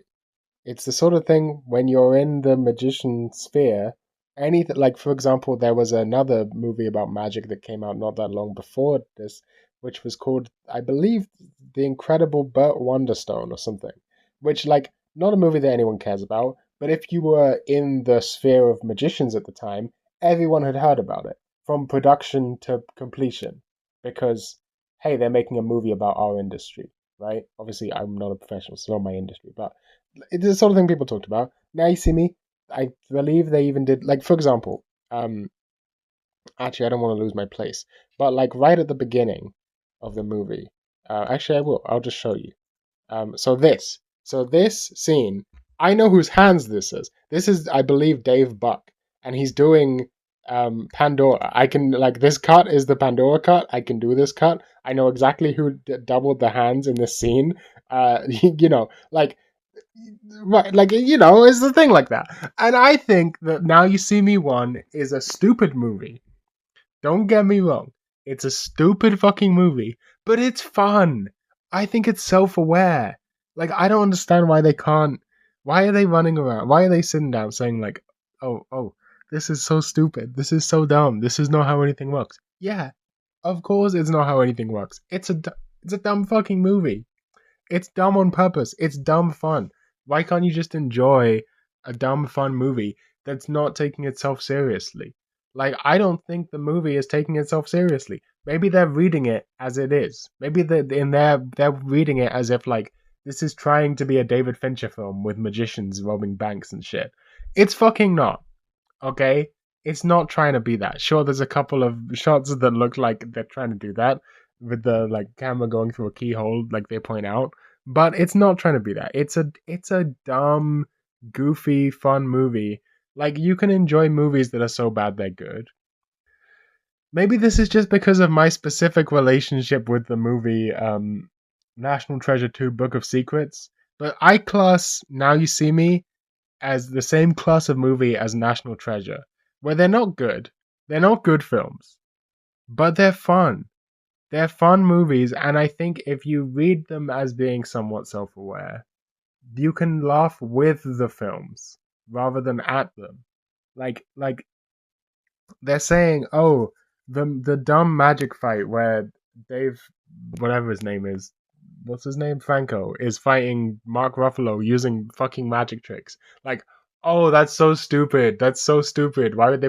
Yeah, it's stupid fun. Like, it's a dumb fucking scene, and that's funny. Like, and the movie knows it's a dumb scene. Look at James Franco's face the whole time. He's got like the dumbest smirk.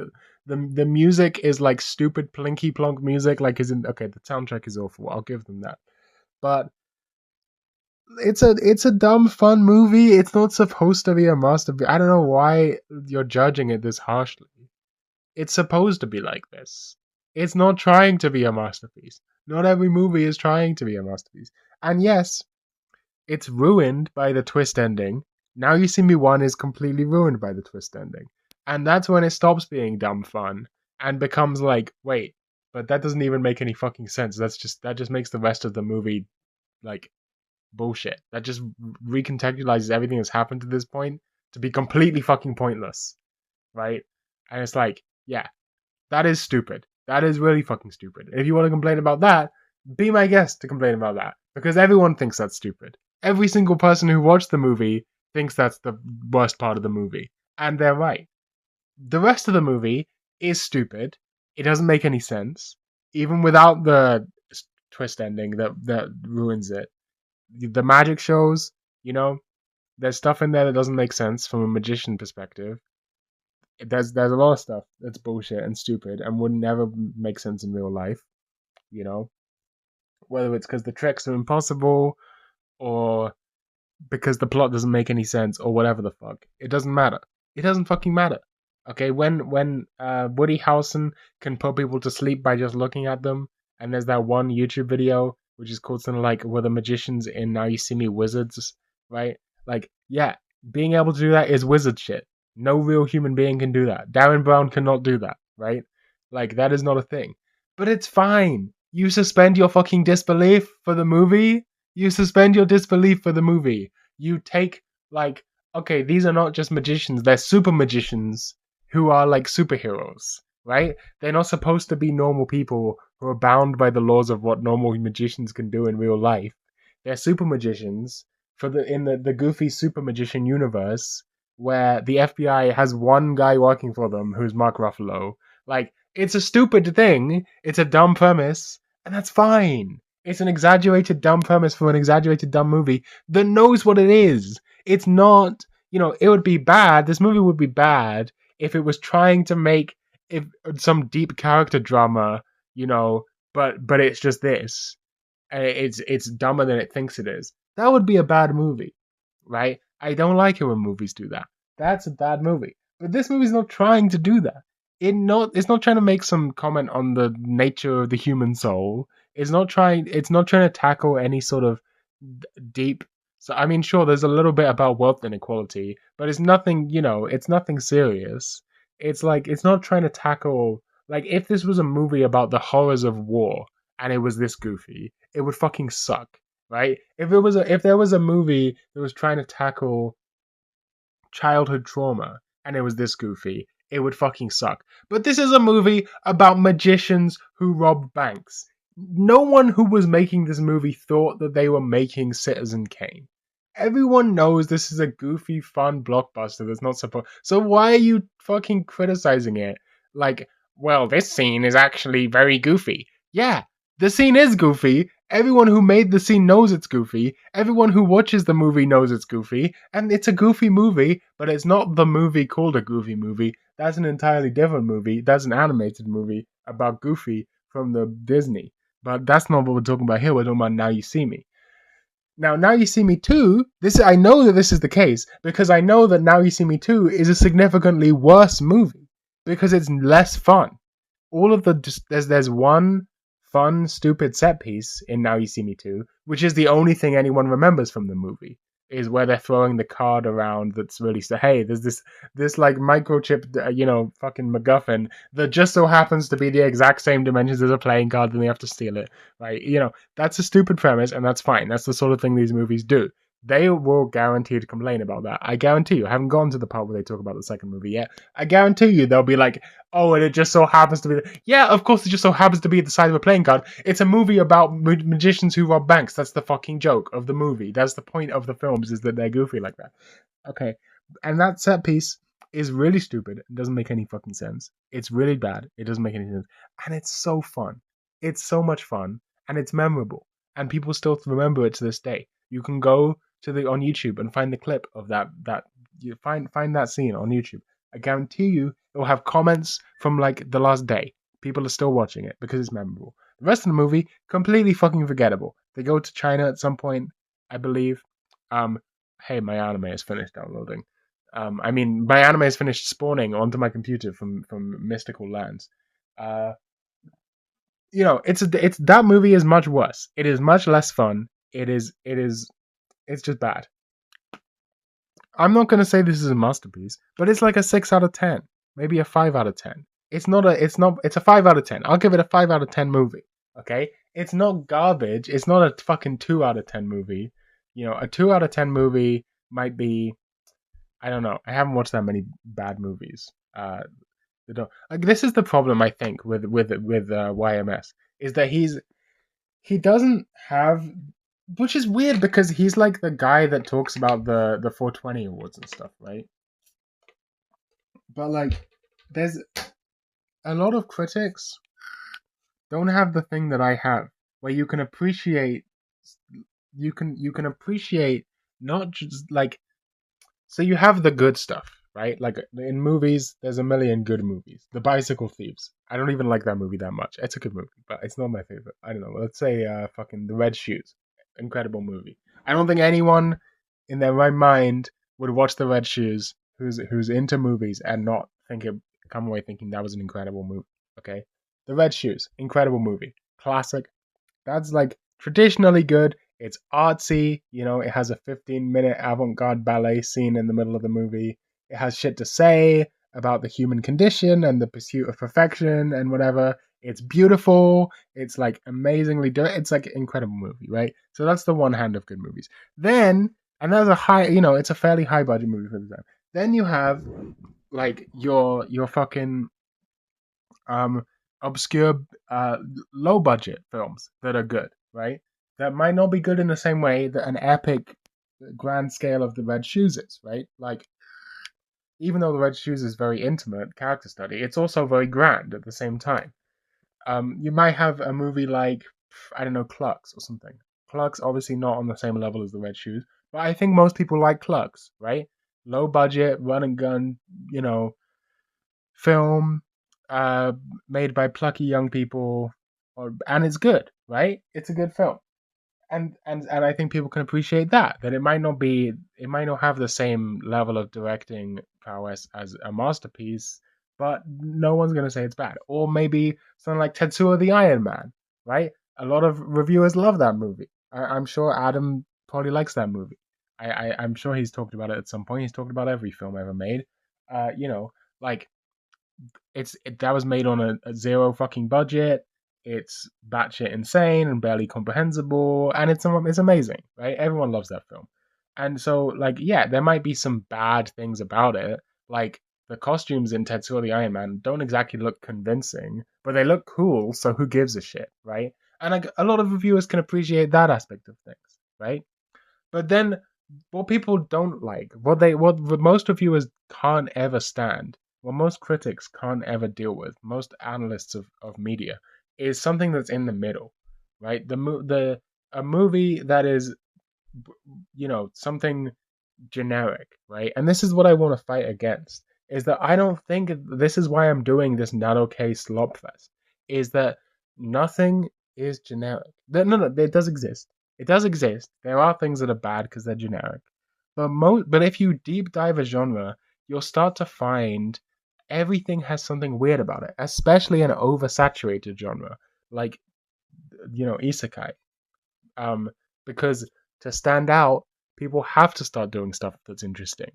You know, um, people can't appreciate stuff that is like bad. Like there's badness that everyone is supposed to like, right? There's the badness that people are supposed to like, uh, you know, uh, uh, Tetsuo the Iron Man, which is my example that I'm using for whatever reason, is like shot on some of the movie is like out of focus, and it's like really hard to follow the plot, and there's stuff in that movie that doesn't follow the traditional laws of filmmaking, right? Like some of the stop motion sequences, right? That's a very abstract art house kind of way to shoot scenes from a movie, and doesn't have any literal meaning. Well, it sort of does, but it's more supposed to give you a sense of what's going on, and of impact and motion and whatever, and it's like stylized, and people can appreciate that, but people can't appreciate. And so like yeah, that's like bad. It's breaking the rules, but it's not actually bad. Everyone knows it's not actually bad.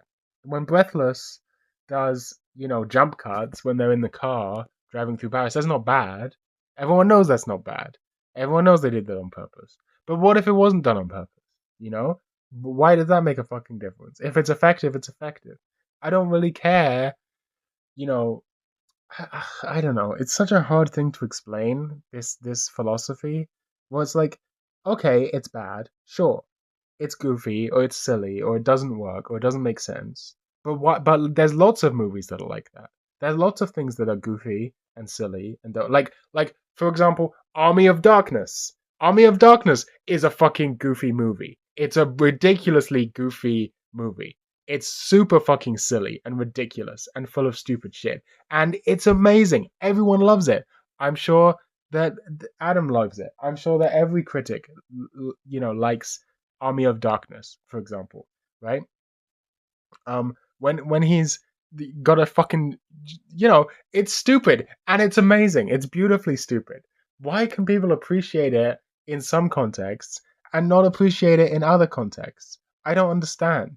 Like, how come sometimes goofy, or silly, over the top schlock, action schlock is acceptable, and sometimes it's not acceptable.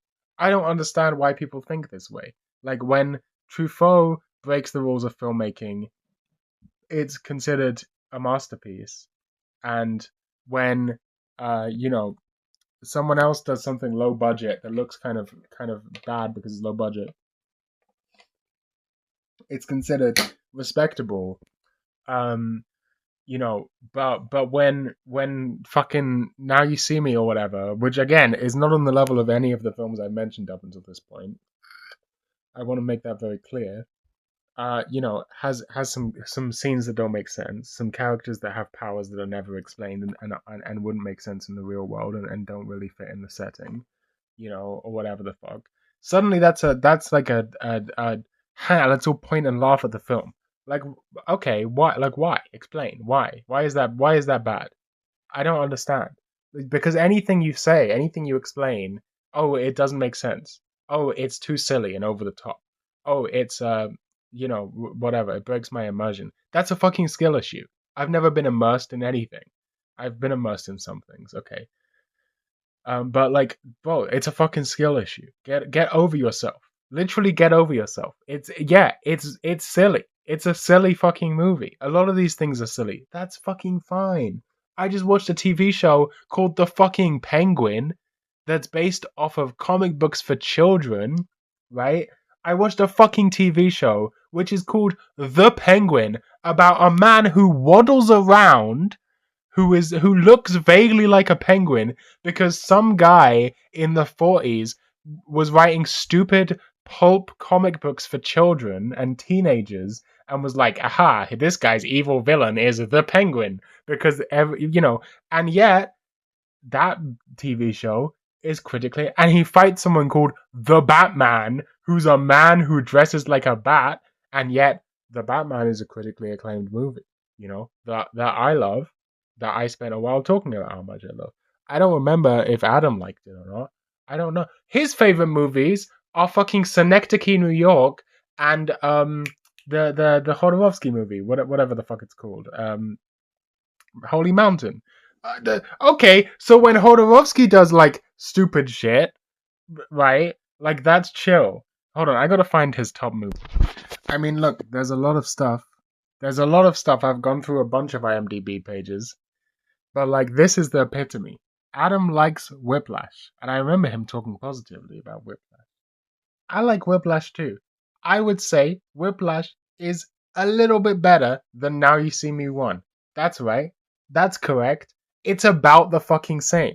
Because they're okay, so when the movie with the one movie has people with unbelievable skills and it's like, oh, the magic doesn't really work like that, or blah blah blah. But when Whiplash is like showing the way music works in a fucking bullshit way, and the guy is like playing drums, but you can clearly see that he's not playing what you're hearing like for half the movie, right? And in the way he practices is fucking stupid. Like, I'm gonna go practice drums, and the way the movie shows him practicing drums is like he's not doing rudiments or anything like how you would practice drums. He's just doing this, just fucking like on a ride cymbal as fast as he can until he bleeds. That's how Whiplash thinks drummers practice. Is he's just doing this until his like thumb bleeds, and this is what Whiplash thinks drummers do for practice. It's just just do that over and over again, right? And and Adam thinks that's good. Adam thinks is like, oh no, that's fine because okay, it might not be super realistic, but it's supposed to represent him practicing. It doesn't matter, like it works for the movie, and I agree, it does work for the movie. So why is that okay? But Woody Harrelson fucking sending people to sleep with a look is somehow ridiculous bullshit that is completely come on, man, just chill. It's not even about chilling. It's actually about wake the fuck up. Wake the fuck up, okay? Just realize that the difference between a good movie and a bad movie is not that far. Okay, it's not that far. A movie's a get your it's a matter of it's people used to say to a certain person like why can't you just turn your brain off, or you should just turn your brain off and enjoy it. But this is the wrong attitude. It's not about turning your brain off, it's about turning your brain on. It's the exact opposite. You got to go into something. When you go into something, you got to give a little of yourself. You have to turn off that little shield in front of your heart that tells you not to empathize with people, right? This is how art works. And when it's a good art, when it's a great art, you don't even notice that it's happened. And before you know it, you deeply care about these characters or whatever, right? But at some point, the movie has to play a sleight of hand on you, right? Any narrative has to play a sleight of hand on you, where you go in not giving a fuck and you come out caring deeply about something. And so at some point, you have to make the decision. You have made the decision while you're watching something to invest yourself in it. Because most movies that are good, they play with audience expectations in some way. They faint one way and then go another way. They do something unexpected, etc. And it's like, if I was watching Taxi Driver and I was like, why the fuck is the camera like, did they hold on a minute, he's talking on the phone, right? But the camera's just showing an empty fucking hallway. Like, did they fuck up? Did they make a mistake? No. What I'm doing when I'm watching that scene in Taxi Driver is I'm going, okay, I have faith in Martin Scorsese. I'm gonna give a little of my something over. I'm gonna put a little faith in him. I'm gonna take a leap of faith, and I'm gonna say he knows what he's doing. And in reward for that, I get a great fucking movie, and I get emotionally invested in the characters, and I get a sense of emotional catharsis and empathy, and all of the other things that a great narrative experience gives you. But in order to do that, I have to give it. I have to get away with my ego. I have to take away my fucking ego for a second and stop thinking about it as a you know. You know what I'm saying? Give a. It's not about turning my brain off. It's about turning my brain on. It's about paying attention and treating everything like it's going to be good. This is what people aren't capable of doing. They need some trick. They need the director to play some trick on them where they're like, okay, I trust you now. I will now give you the benefit of the doubt, and I'll treat this like it's good. But you will have so much more enjoyment. You'll get so much more out of life if you just go into things giving them the benefit of the doubt. If you just go into your low-rated bullshit that no one else cares about, being like, you know what? I'm gonna try and see the good in this. I'm gonna try and find whatever's interesting in this thing, right? And if you go in and it's the opposite. You should go into the whatever bullshit from some highly acclaimed director with the skepticism because you're like, oh, everyone says you're good. You should have to prove yourself to me. Some random fucking movie that was made by a director for hire, some random isekai made by a studio that came into existence 2 months ago and it was probably animated by 5 Koreans in a basement for a budget of £2. That's the shit you have to open your heart to. That's the shit you have to give a little something of yourself to, and you have to say no, even when this show looks like garbage, even when the animation is terrible, even when the plot makes no fucking sense. I'm gonna stick with you. I'm gonna give something of myself because something is in here.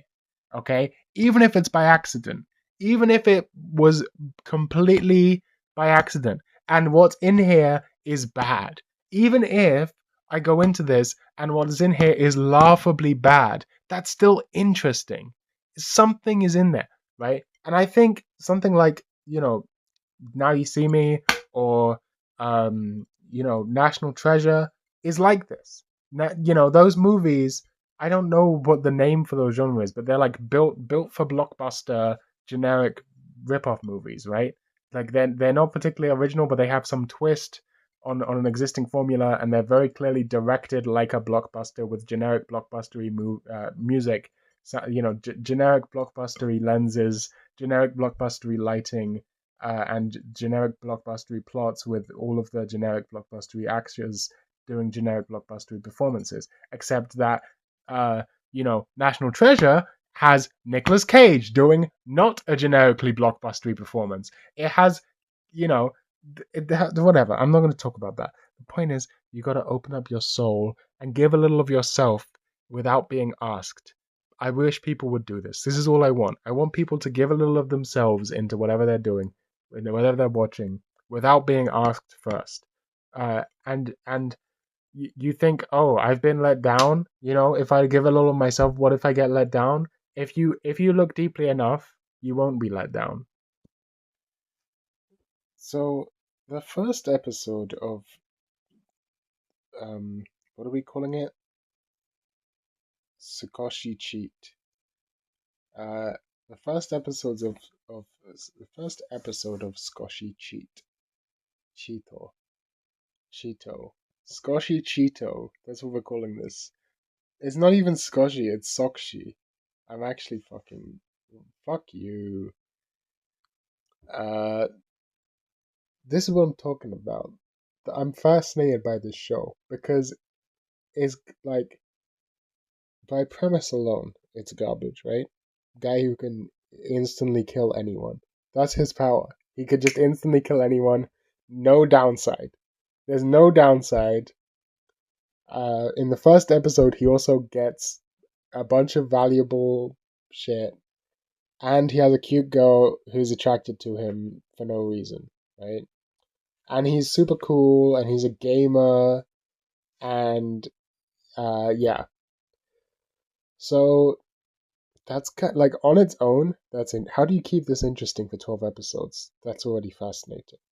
The way in which the main character's personality, it's kind of interesting because it's like a hyper version of the cool guy who don't give no shits. The cute girl, it's like she's what's going on with her, Nothing. That's kind of interesting on its own. The guys that he kills, he just kills them. They were whole ass characters. He just fucking kills them. The girl doesn't give a shit. That's what's crazy. He's just, I mean, they're bad people. They wanted to rape her. That's, no one's sad that they died. But like, you know, the girl, she's not like, oh god, you just murdered two people in front of me. She's just like, okay, that doesn't affect me in any way. That's kind of interesting. Um, Also, people were in this isekai world before. Like, characters in this show had previously been isekai'd and come back, and no one knew about it. And that's a unique thing. I mean, there's obviously other shows where that's happened, but I wouldn't have expected that in this show. Doesn't make much sense. No, really. But that's fine. Um, why does the main character seem so like the main character definitely has some sort of mysterious backstory? What was that dream sequence at the beginning of the show? Like, hey, this show's got intrigue. I want to know what the fuck that was about. Fantasy town with no fucking river. Garbage. 0 out of 10. No points. Yeah. Did Japanese towns not have this? They must. Actually, no, that's right. I've been to Japanese forts in like Kyoto and in Tokyo, and they don't have rivers running through them. But that's just a fort. That's not a walled town. I don't know. I don't know. I don't care. Let's move on. Um, you know, I don't. This is not an analysis video. I would never make one of those. I would never make an analysis video. That would be disgusting. I made one once. We're moving on. Let's keep watching this anime. So a thing to note about this show is that it's basically a comedy. Like, I don't know if I'd necessarily go as far as to say it's a straight up parody, but I feel like a lot of people would miss out on this because it looks like garbage and it is garbage. But just as I've tried to make very clear, just because something's garbage doesn't mean it's not good. Just because something's bad doesn't mean it's not good. Okay, that's the one thing I want you to take away from this video. Like the isekai world, normally I get mad about isekai worlds having jumbled time periods. This one has a fucking diesel train and electricity, and yet it's still like a medieval fantasy world. For example, they're just turning everything up to 11. Like obviously from the main character's power being just like absurdly turned up to 11. Like everything is just and like it's to the point where and it's very like there's a lot of jokes. Like the show has a lot of jokes, and the jokes are good. Like they're not hilarious, but they enough to make me exhale, a little bit through my nose, which is better than a lot of shows. Uh, you know, like this is that's what I'm fucking saying. That's why I like shit like this. So I like doing shit like this because you never know. Like you would watch this and think, okay, this is just whatever. Like this is like really garbage seasonal trash. But it's actually like oh hey, it's like a wish fulfillment. But it's kind of not. Like the main character, whatever. Fuck that. The point is, like, would you expect this show to be mostly a comedy? That's my question. I didn't. When I saw the poster, I didn't think I'm about to watch a comedy. Like, I mean, look, they literally have Gundams. Like, I'm actually really enjoying this. It's like one of these situations with a light novel plot that gets so contrived and into its own self and its own logic and doubling back and creating knots of its own. Like, the guy just has, okay, premise, guy can kill anything. How do we get around this? How do we make stakes in this situation or even anything? Like, how do other people try to counter? Like, it's actually fascinating. It's like Horizon, comparable to Horizon. And there's a reason that Horizon is one of my favorite shows because it's the ultimate version of this, um, where you have this world with entirely separate rules and the entirely separate like it's not like there are some shows that are like I don't know, for example, the Rail Deck series, right? The Rail Deck series is a bit like a Horizon Light situation, right? Where you have a different world with a whole bunch of fantasy rule sets and whatever. But like it doesn't go anywhere near as far as Horizon goes because it's still kind of quite similar to the real world in a lot of ways, but it also has a bunch of these fantasy rules built on top of it. The Karen Kyokai series is also a little bit similar to this. And there's a lot of light novels that kind of play with similar areas. Um, but both Horizon and also this show go, since they're not set in the real world, or Horizon is set thousands and thousands and thousands of years in the future, and this is set in an isekai world. Um, you know, it's like you get to start from square one. You get to start from the absolute beginning, crafting systems that interact with each other, and it can get extremely contrived and hard to follow really quickly, and I kind of enjoy that. Do you know what this show is? It's most comparable, actually, to Venture Bros, in the sense that it's a parody show that then makes effort to make the parody world make or be internally consistent. Makes sense might be too extreme for this show, but big internally consistent. Like if you take a like a, a sort of generic parody, like some I don't know scary movie, the scary movie or any of those. Like it's not supposed to make sense internally, right? Like it's just a parody of movies that you've seen, right? Um, or I don't know, a parody anime like Puni Puni Poemi or something. Like it doesn't, the world doesn't have to be consistent and make sense because it's just a wacky comedy, and that's not a bad thing. Um, but then like Venture Bros, what's special about it is it starts off like that, but then it makes every effort to set up a world in which this parody stuff could take place. This is not on the level of quality as Venture Bros, but it is a similar kind of thing. I think that Squashy Cheat Oh, sorry. I keep saying Skoshi. It's Sokshi. It doesn't make any sense. Anyway, this is not it. Is the most interesting isekai I've watched this session. You guys only so this one, right? This is a good show. I gave it a 7 out of 10. That says good, right? This is a good show. But it's a good show in the way that it is isekai tropes, you know. Uh, it's a lot of isekai are kind of similar to this, you know. Uh, I don't know. I'm not gonna come up with comparisons, but you know, it's a good show. It has a couple of twists on the formula. Um, you know, the main character being a shota is kind of a twist on the formula.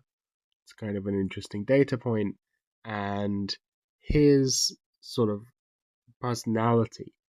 He's the different thing. The world is not very different. The premise outside of the main character being kind of unique, but not that unique. You know, this is a very isekai, and I like that. I like that. Then we had the Saijaku Tema. Now, this one was a bit more unique. This one had a more unique premise, it had more unique world building. It was also a bit more wholesome and slice of lifey. It was darker at the beginning, it's more character focused. Um, and then at the end, it sort of turned into a detective story in an interesting way. So I liked this show. Uh, but you know, all of that being said, it's still very much in the isekai vein of things. It's a little similar to Bookworm. It's a little similar to the other slime taming isekai, not slime isekai. I read the manga. I forgot what it's called. Someone in the comments shout yourself out. There's an isekai about a kid who's in the forest and he spends a lot of time taming slimes. Um, I forgot what the fuck that isekai is called, but it's kind of similar to that in some ways. Um, yeah. Then you had this one. You know, this show Tensei Kizoku Kantei Skiru de Nariyagaru. Um, you know, I thought in some ways it has the best script of any of those shows consistently. In other ways, it's also the most boring. Um, it's good in the ways you'd expect it to be good. It's bad in the ways you'd expect it to be bad. Um, you know, but this show, Sokshi Cheat, this is, I think, the best show that I've watched in this session, which might seem crazy to you, given that it's by far the lowest rated. This is a severely low rated show, and in terms of people who have seen it and rated it, it has it was not a popular show either, you know, comparatively. Uh, actually, this show might have been even less popular. 143,000, 149,000. Okay, never mind. But this is not a particularly popular show. It is definitely not a well scored show. The reviews on Mal, I read through some of them. None of them understand it. None of them get to the point. None of them even begin to understand or comprehend the point of this show. But this show is actually unique. It's not like, and you know, I've seen every isekai. It's not like any other isekai. It's not really like any other anime. As I said, I was comparing it to Venture Bros because it's closer to that than it is to any anime I could think of. Which might sound strange because it's also intensely anime. It is continuously it is a parody of. Excuse me, I don't know what's going on. But it is a parody of isekai and Narou-kei tropes. It is deeply entrenched in the meta of this kind of show. It is intensely anime. This show would not make any sense to someone who didn't get the sorts of things it was parodying. uh, you know. But at the same time, it's extremely unique. It has depth to it to a level I didn't expect at all. I said that this was going to be trash. This is not trash. It might seem trashy, but it's like, what's the difference between trash and experimental? Do you know what I mean? Like, it gets to the point where the like pushing the overpowered hero thing so far ends up in a sort of avant-garde storytelling, right? Like, the stakes in this show, you might think, how can you have stakes in a show where the main character can effortlessly kill anyone at any time, right? And the answer is, firstly, I keep referring to it as a comedy and a parody, but it's also very serious. That's why I'm comparing it to Venture Bros, right? Like, it is a comedy, it is a parody, but it's also um you know internally consistent. It has its own, or the characters are multidimensional. Um,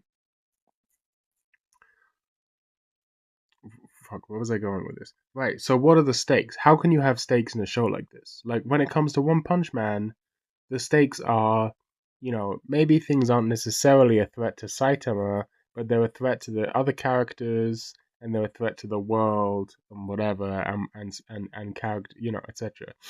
In this show, the stakes come from the main guy could literally wipe out humanity if he wanted to. And it would be very easy for him.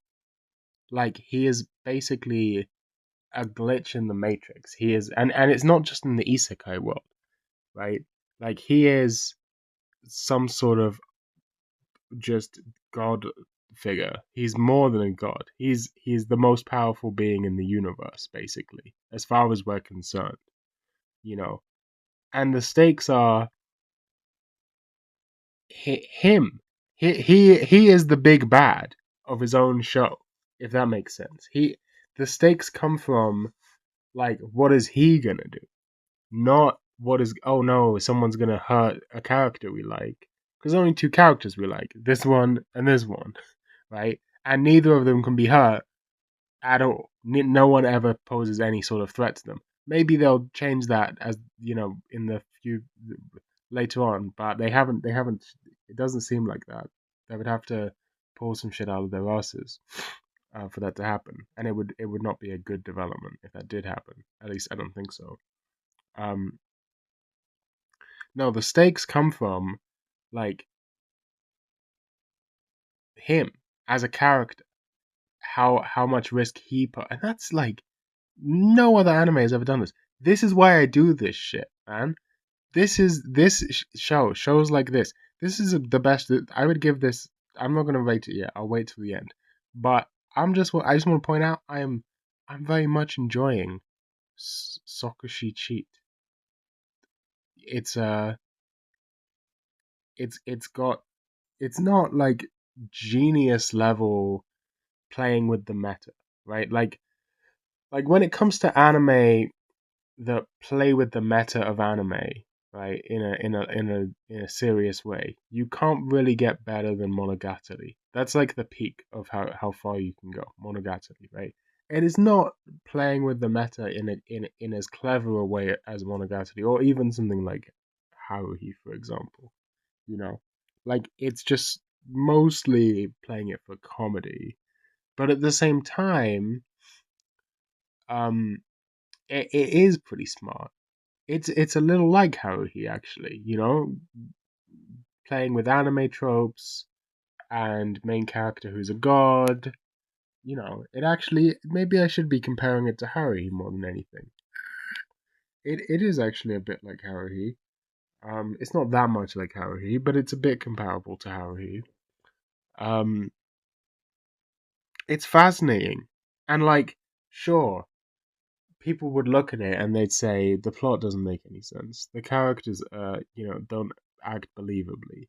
Um, you know, the animation quality is hot fucking garbage. The show looks ugly as sin, from the very beginning. The premise is stupid. The character designs are ugly. People would say all of these criticisms, right? The music is generic and forgettable, etc. And sure, maybe all of that is true. The jokes aren't that funny a lot of the time. Whatever. But this is a fascinating object. This is not something that could ever exist outside of this tiny specific niche where this particular genre is so oversaturated and the fans and the creators of the genre are so genre savvy that you end up with twists on the formula. You end up with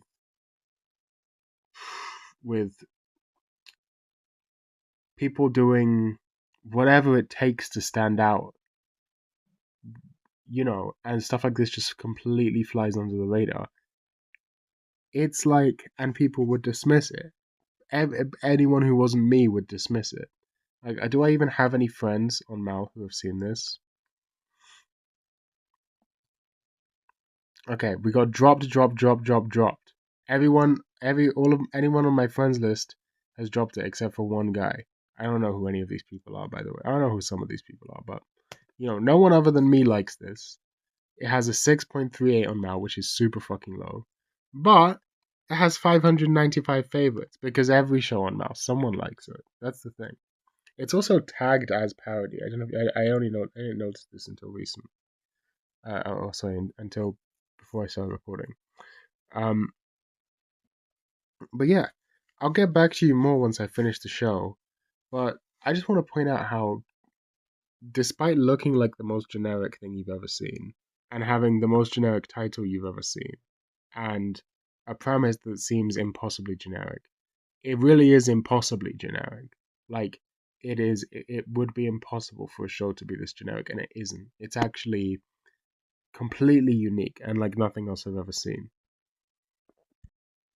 When I'm talking about unique shit, this is what the fuck I'm talking about. And I really hope I don't get struck by YouTube for this. I'll speed it up and I'll keep it in a small window on the corner of the screen. And yeah, that'll do. When have you ever seen anything like this? Hold on. Let me get to the point. Okay. When have you ever seen anything like this? She's turned into a dragon. For complicated reasons, this one character has turned into a dragon. She drops her teeth repeatedly out of her mouth and regrows them. The teeth land on the ground and transform into an army of bitches with spears and shit. When have you ever seen anything like that in anything ever? Growing teeth, dropping the... I have now finished Sokushi Chito. Let's mark this as completed. And now I have to come up with a rating. I feel like I've been rating these all really highly. Like, higher than I generally rate shows. But this one, I don't know if I'm fucking crazy. Okay, am I just insane? Am I just like clinically gone? Because honestly, I fucking loved this show. Like, I'm thinking at least an 8. There's parts of me that want to give this a 9. Like, I'm not even joking. There's parts of me that want to give this show a 9. I mean, it's not a 10 out of 10. That would be insane. But there are parts of me that want to give... It's a strong 8. It's a strong 8 to what, like, it might be. I really want to know what the fuck happens next. I really hope it gets a second season. I loved this show. I thought this was going to be hot fucking garbage. I don't know where to start. Like I showed that clip. I really hope it doesn't get blocked of the dragon. You don't have the context to understand like even how we got there, man. It was like that was a bitch. That was a girl. But she wasn't just a girl. She was an entire protocol developed life form counter god like Shadow the Hedgehog who transformed into a dragon using the dragon heal ability as a last option after she was almost killed by someone who manifested basically an atom bomb as a last resort to try and kill her. And these are side characters, by the way. These are really side characters. So she turns into a dragon. She then regenerates her teeth, which land on the floor and turn into soldier versions of her. And by the way, main guy, of course, this is my favorite thing about the show. They never pull some bullshit. He really is just able to insta kill anyone, no matter their power level. And I think this show has like shit to say about death. I don't think it's just random. Like, I don't know what it's trying to say, but like, this show, this anime has a view on death that is completely different from anything else I've ever seen. And I read a lot of shit about death, right? I'm a Georges Bataille guy, okay? This has a completely different view on death than anything I've ever seen. Like, and it's not just edgelord shit. Like, you might watch it and you might think like, oh, he just kills so many people. It's just edgelord shit. But it's so the reason it's not edgelord shit is because the show is not taking itself seriously, except that it is taking itself seriously. It's a comedy in the same way that like The Lighthouse is a comedy, you know? It's I don't know where to begin to explain because this is really like nothing else I've ever seen. I was comparing it to Venture Bros. I was comparing it to Horizon. I was comparing it to Haruhi. You know, I could compare it to One Punch Man. Like these are the comparisons that pop into my head, but none of them do it justice. Like it's just a totally unique thing, which is fucking crazy. Because I like no one would think that. No one would watch this thinking like everyone who would come across this would imagine, oh, this is the world's most generic isekai, but it's not. Like at the beginning, it's different because it's like, oh, it's like it's like an isekai turned up to 11. But as the show goes on, it becomes extremely clear that it is not like any other isekai. It twists itself over time to become like at first it seems like, oh, this is just an edge lord isekai, right? This is an edge lord chuny isekai. It's a bit of a parody as well, right? It's simultaneously a sort of satirical, but also very edgelord tuny. But it's not just that. It's you know what it's like Lovecraft. It's like Mountains of Madness or something. It's Lovecraftian. There are multiple characters I would describe as Lovecraftian, including the main character. You know, it's like I don't want to just do a plot summary. I just like explain shit that happens because that's always seems really boring. I don't like it when YouTube reviewers just summarize the plot of whatever they've watched. Like, how do I put this? I like so like main guy. I guess I'll just explain a little bit. Like main guy, right, is basically a Shinigami, right? Like he is a god, but he's a god among gods. Like he is, and not just in the isekai world. Like in the real world, he is. It's not really explained what he is, but he's just something. He's an entity. He's a Lovecraftian entity, right? He's an SCP who is just, ever since he was a child, he can just insta kill anyone just by thinking about it, right? And there's entire organizations. As the show goes on, it's revealed that there are multiple entire organizations dedicated to just keeping him under control, and those organizations fight within each other. They fight with each other as well. Like, halfway through the show, it's revealed that there was a there is a reveal that there was a third organization trying to control him or whatever, and it's just a side thing that is just sort of mentioned as a bit of like, oh yeah, those the cult exists. They called the cult, like, right, that there's, and it's like, okay, we meet one character from that thing, and that guy dies really quick, right? And it's like, that's the sort of thing this show does. Like, I don't. So main guy is an entity, right? The What you think is at the beginning of the show, like, oh, it's just a class, he's just uh like at the beginning of the show, you are led to believe this, right? Oh, the entire school bus gets transported to an isekai, right? Then it turns out the isekai world is like a dark isekai world where the person who summoned them starts like killing people at random and playing them games, and then his other classmates betray him and shit. So it's like, okay, this is edgelord dark isekai world shit, right? But not to worry. Everyone else got a superpower, but main character got the most powerful superpower, so we're all good, right? But then you're a bit confused because they show like the superpowers are called something. I forgot what they're even called.